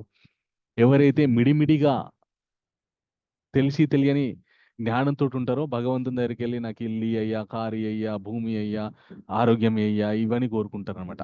నువ్వే నా దగ్గరికి రావయ్యా అని కోరుకుంటే, నాతో కొద్ది సమయం గడపడానికి నువ్వే నా దగ్గరికి రావయ్యా అని కోరుకుంటే నీకు ఏ కావాలో ఆయన ఇయ్యడా? అది మనం మర్చిపోతాం. అది మర్చిపోయి మిగతా అని అడుగుతాం. అది మనకి భగవంతుడు ప్రతిసారి ఆయన గుర్తు చేస్తుంటాడు అనమాట. మన్మనాభవ మద్భక్తో మధ్యాజీ మాం నమస్కురు మామే వైశేజ్యోక్తాయం ఆత్మానా మత్పరాయణ. నాకు భక్తుడిగా నన్ను స్మరించు, నాకు అర్పణగా నీ జీవితాన్ని గడుపు, నేను నీకు ఒక పిలుపు అవతలు ఉంటా అంతే అని చెప్పి భగవంతుడు ఈ అధ్యాయంలో మనకి చెప్పారనమాట. ఓకే, అది ఈ యొక్క నవమోధ్యాయం యొక్క గొప్పతనం. అయితే దీనికి నవము అంటే మనకి భక్తిలో విధ భక్తులు ఉన్నాయన్నమాట. భగవంతుని 9 రకాలుగా అర్చనం, సఖ్యం, ఆత్మనివేదనం, ఇలాగ 9 అర్పణం, అర్చనం, పాదసేవనం, సఖ్యం, దాస్యం, ఇలాగ 9 రకాలైనటువంటి భక్తులు, నవవిధ భక్తులు ఉన్నాయన్నమాట. ఆ 9 రకాలైన పద్ధతిలో ఏ విధమైన ఒక్క పద్ధతిని పట్టుకున్నా కూడా మనం భగవంతునికి మనం చక్కగా భక్తులం అవ్వచ్చు. ఆ 9 విధాల్లో ప్రప్రథమమైనటువంటిది శ్రవణం, ముందుగా ఆయన నుంచి వినడం. అది మనం ఇప్పుడు చేస్తున్నాం అనమాట. సో విన్న తర్వాత ఆయన గురించి విన్నటువంటి ఆ మాటలు మన లోపలికి వెళ్ళి అవి మన మనస్సులోకి వెళ్ళి మన మననాన్ని అవి మన మనస్సుని అవి మననం చేస్తాయి అన్నమాట. మన మనస్సుని అవి ఒక బంజరు భూమిని నాగలి ఎలాగైతే దున్నుతుందో అలాగే భగవంతుని గురించిన విషయాలు మనం విన్నప్పుడు ఆ విషయాలు మన మనస్సులోకి వెళ్ళి బంజర భూమి లాంటి మన మనస్సుని దున్ని దాంట్లో ఆ భూమి మళ్ళీ సేద్యానికి పనికొచ్చే విధంగా భగవంతునికి ప్రేమ అనే పుష్పాలు పూయడానికి అవసరమైనటువంటి మొలకలు ఆ భూమిలో మొలకిస్తాయన్నమాట. ఓకే, అందు గురించి అని మనం భగవంతుని గురించి శ్రవణం చేయాలి. అలాగే భగవంతుని గురించి మననము, నామస్మరణము చేస్తుంటే మనకి భక్తి ఖచ్చితము. ఓకే, సో ఈరోజు మనము చక్కటి శ్లోకం నేర్చుకుందాము. ఏ శ్లోకం నేర్చుకుందామంటే భగవంతుడు మనకి ఇచ్చినటువంటి చాలా సంతోషం అండి, అద్భుతం. అందరు కూడా అనన్యాశ్చింతయంతోకే ఓటేశారు. కాబట్టి మనము ఎవరైనా కనుక మీ భక్తి చేస్తే భగవంతుడు ఏమి ఇస్తాడో, వచ్చి మీకేమన్నా మీరు ఏడుస్తుంటే కళ్ళు తుడుస్తాడా, లేకపోతే మీకేమన్నా మీ కష్టాలు తీరుస్తాడా అంటే అవును తీరుస్తాడు. అనన్యాశ్చింతయంతో మాం ఏ జనా పర్యుపాసతే తేషాం నిత్యాభియుక్తానం యోగక్షేమం వహామ్యహం. స్వామి ప్రతిజ్ఞ చేశాడు అని చెప్పేసి ఈ శ్లోకం చెప్పాలి. కావాలంటే చదువుకోను 9వ అధ్యాయం 22వ శ్లోకంలో చదువుకో అని చెప్పేసి ప్రామాణికం చెప్తే ఇంకా వాళ్ళు ఖామోష్ చుప్ అయిపోతారు అనమాట. ఓకే, సో మనం ఈ శ్లోకాన్ని నేర్చుకోవడానికి ప్రయత్నం చేద్దాం. నేను ఒక్కొక్క పదాన్ని అంటా, మీరు కూడా మ్యూట్ లో ఉండి అనడానికి ప్రయత్నం చేయండి. అనన్యాస్ చింతయంతో మాం ఏ జనః పరి ఉపాసతే తేషాం నిత్య అభియుక్తానాం యోగ క్షేమం వహామ్యహం. 2 పదాలు కలిపి చదువుదాం. అనన్యాశ్చింతయంతో మాం ఏ జన పర్యుపాసతే తేషాం నిత్యాభియుక్తానాం యోగక్షేమం వహామ్యహం. ఇప్పుడు రెండు లైన్లు చదువుదాం. అనన్యాశ్చింతయంతో మాం ఏ జనా పర్యుపాసతే తేషాం నిత్యాభియుక్తానాం యోగక్షేమం వహామ్యహం. మొత్తం శ్లోకం చదువుదాం. అనన్యాశ్చింతయంతో మాం ఏ జనా పర్యుపాసతే తేషాం నిత్యాభియుక్తానాం యోగక్షేమం వహామ్యహం. సో మనకి ఎప్పుడైనా మనకి ఇబ్బంది కలిగినా బాధ కలిగినా కూడా మనకెవరు మనతోని బాధల్లో మనకెవరు తోడు లేరు అని అనిపించినప్పుడు ఈ శ్లోకాన్ని స్మరణలోకి తెచ్చుకోండి. ఎందుకు నాకు ఎవరు లేకున్నా సరే నా స్వామి ఉన్నాడు నన్ను ఉద్ధరించడానికి, నన్ను కాపాడడానికి, నన్ను చూసుకోవడానికి అని చెప్పేసి నా స్వామి ప్రతిజ్ఞ చేశారు. ఎందుకు రారాయన? నేను గనక మనస్ఫూర్తిగా ఆయనకి స్మరణ చేస్తే, జపం చేస్తే ఆయన ఎందుకు రారు? అందు గురించి నేను ఆయనని ప్రతిరోజు కూడా ఖచ్చితంగా హరే కృష్ణ కృష్ణ కృష్ణ హరే హరే హరే రామ రామ రామ హరే హరే అని నేను ఆయన ఖచ్చితంగా రోజు స్మరిస్తాను, జపిస్తాను, అలాగే తరిస్తాను అని నమ్మకంతో మనం జీవితంలో ముందుకెళ్ళాలి. ఓకే, హరే కృష్ణ. చాలా సంతోషం అండి. చాలా చాలా అద్భుతంగా అందరూ కూడా పార్టిసిపేట్ చేశారు. ఇలాంటి ఉత్సాహమే భగవంతునికి ఇష్టము. భగవద్ విషయాలు తెలుసుకున్నప్పుడు ఇంత ఉత్సాహం ఉంటే మనకి తొందరగా భగవద్భక్తి పెరుగుతుంది. ఓకే, సో ఇప్పుడు మనం కొన్ని ప్రశ్నలు తీసుకోవడానికి ప్రయత్నం చేద్దాం. ఎవరికి ప్రశ్నలు ఉన్నాయో వాళ్ళు మాత్రమే దయచేసి హ్యాండ్ రైస్ చేసి పెట్టండి. మిగతా వాళ్ళు హ్యాండ్స్ డౌన్ చేయండి. సో ఇక్కడ ఫస్ట్ సుజాత కర్నే మాతాజీ, కండ్రే మాతాజీ, సారీ, మీకు ప్రశ్న ఉందా?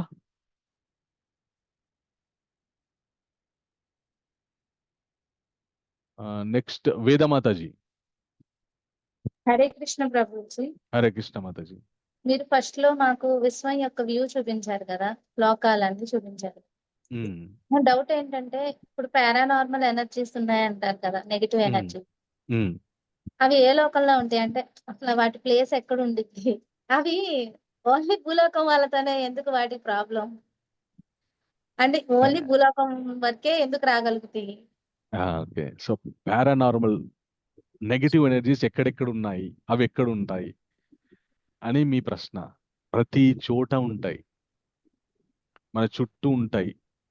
అందు గురించనే మన ఇంట్లో ఏదన్నా మనం పూజ చేసుకునేటప్పుడు ఫస్ట్ బ్రాహ్మణుడు ఏమంటారంటే ఉత్తిష్టంతో భూత పిశాచః ఏతేహ భూమి భారకాః. నాయన భూత పిశాచాలారా, మీరు భూమికి భారమయ్యా, మీరిక్కడ ఉండకండి, మేము ఇక్కడ మంచి కార్యాన్ని చేసుకోవడానికి తలపెట్టాం, దయచేసి మీరు ఇక్కడ వెళ్ళిపోండి, ప్లీజ్ గెట్ అవుట్ అని చెప్పి మన ఇంట్లో కర్మ చేస్తారనమాట. అయితే మొదలు పెట్టే శ్లోకం కదా, పూజ మొదలు ముందు ఈ శ్లోకం చదువుతారు. ఎందుకంటే ఉత్తిష్టంతు భూత పిశాచః, వెళ్ళిపోండి ఇక్కడ నుండి, ఇంకా మీకు పని లేదు ఇక్కడ, మేము ఇక్కడ మంచి కార్యక్రమం చేసుకోవడానికి సంకల్పించుకున్నాం, మీరు ఇక్కడ ఉండాల్సిన అవసరం లేదని చెప్పి ఫస్ట్ వాటిని వెళ్ళగొట్టేస్తాం. అంటే దాని అర్థం ప్రతి చోట వాళ్ళు ఉంటారు. ఎప్పుడు వాళ్ళు యాక్టివేట్ అవుతారంటే మనం ఎప్పుడైతే నెగిటివ్ ఎనర్జీని మనము నెగిటివ్ ఎనర్జీతో మనం ఉంటామో అప్పుడు వాళ్ళు మనని పట్టి పీడిస్తుంటారు అనమాట. ఇప్పుడు ఎలాగైతే మనకి కరోనా వచ్చినప్పుడు మనని మనం రక్షించుకోవడానికి మాస్క్ వేసుకొని వెళ్ళాం, దానివల్ల మనం రక్షించబడ్డాం. అలాగే మనకు కూడా ఒక భక్తి అనే మాస్క్ ఉండాలి. మనకు కూడా ఆ భక్తి అనే ఒక మాస్క్ మనస్సుకు ఉందనుకోండి, మనని ఎవ్వరు కూడా పీడించలేరు, మన లోపలికి ఎవ్వరు కూడా రారు. ఈ భూత పిశాచాలు మనని ఏం చెయ్యలేవు. ఓకే గురూజీ, అంటే కనపడకుండానే కాదు, కనిపించే మనుషుల్లో కూడా ఉంటారు ఖచ్చితంగా. కలియుగం మన క్రితం యుగాలలో మనుషులకి రాక్షసులకి తేడా ఉండేదన్నమాట. కలియుగంలో మాత్రం తేడా ఏం లేదు, అందరూ ఒకే రూపంలో, ఒకే మనిషిలో రాక్షసుడు దేవుడు ఇద్దరు ఉంటారు. హరే కృష్ణ. అంటే గుణాల రజోగుణ. అది నెక్స్ట్ సౌమ్య మాతాజీ, మీకేమైనా ప్రశ్న ఉందా? హరే కృష్ణ ప్రభుజీ. హరే కృష్ణ మాతాజీ. 2 క్వశ్చన్స్ ఉన్నాయి. ఎస్ మాతాజీ. ఒకటి భగవంతుడు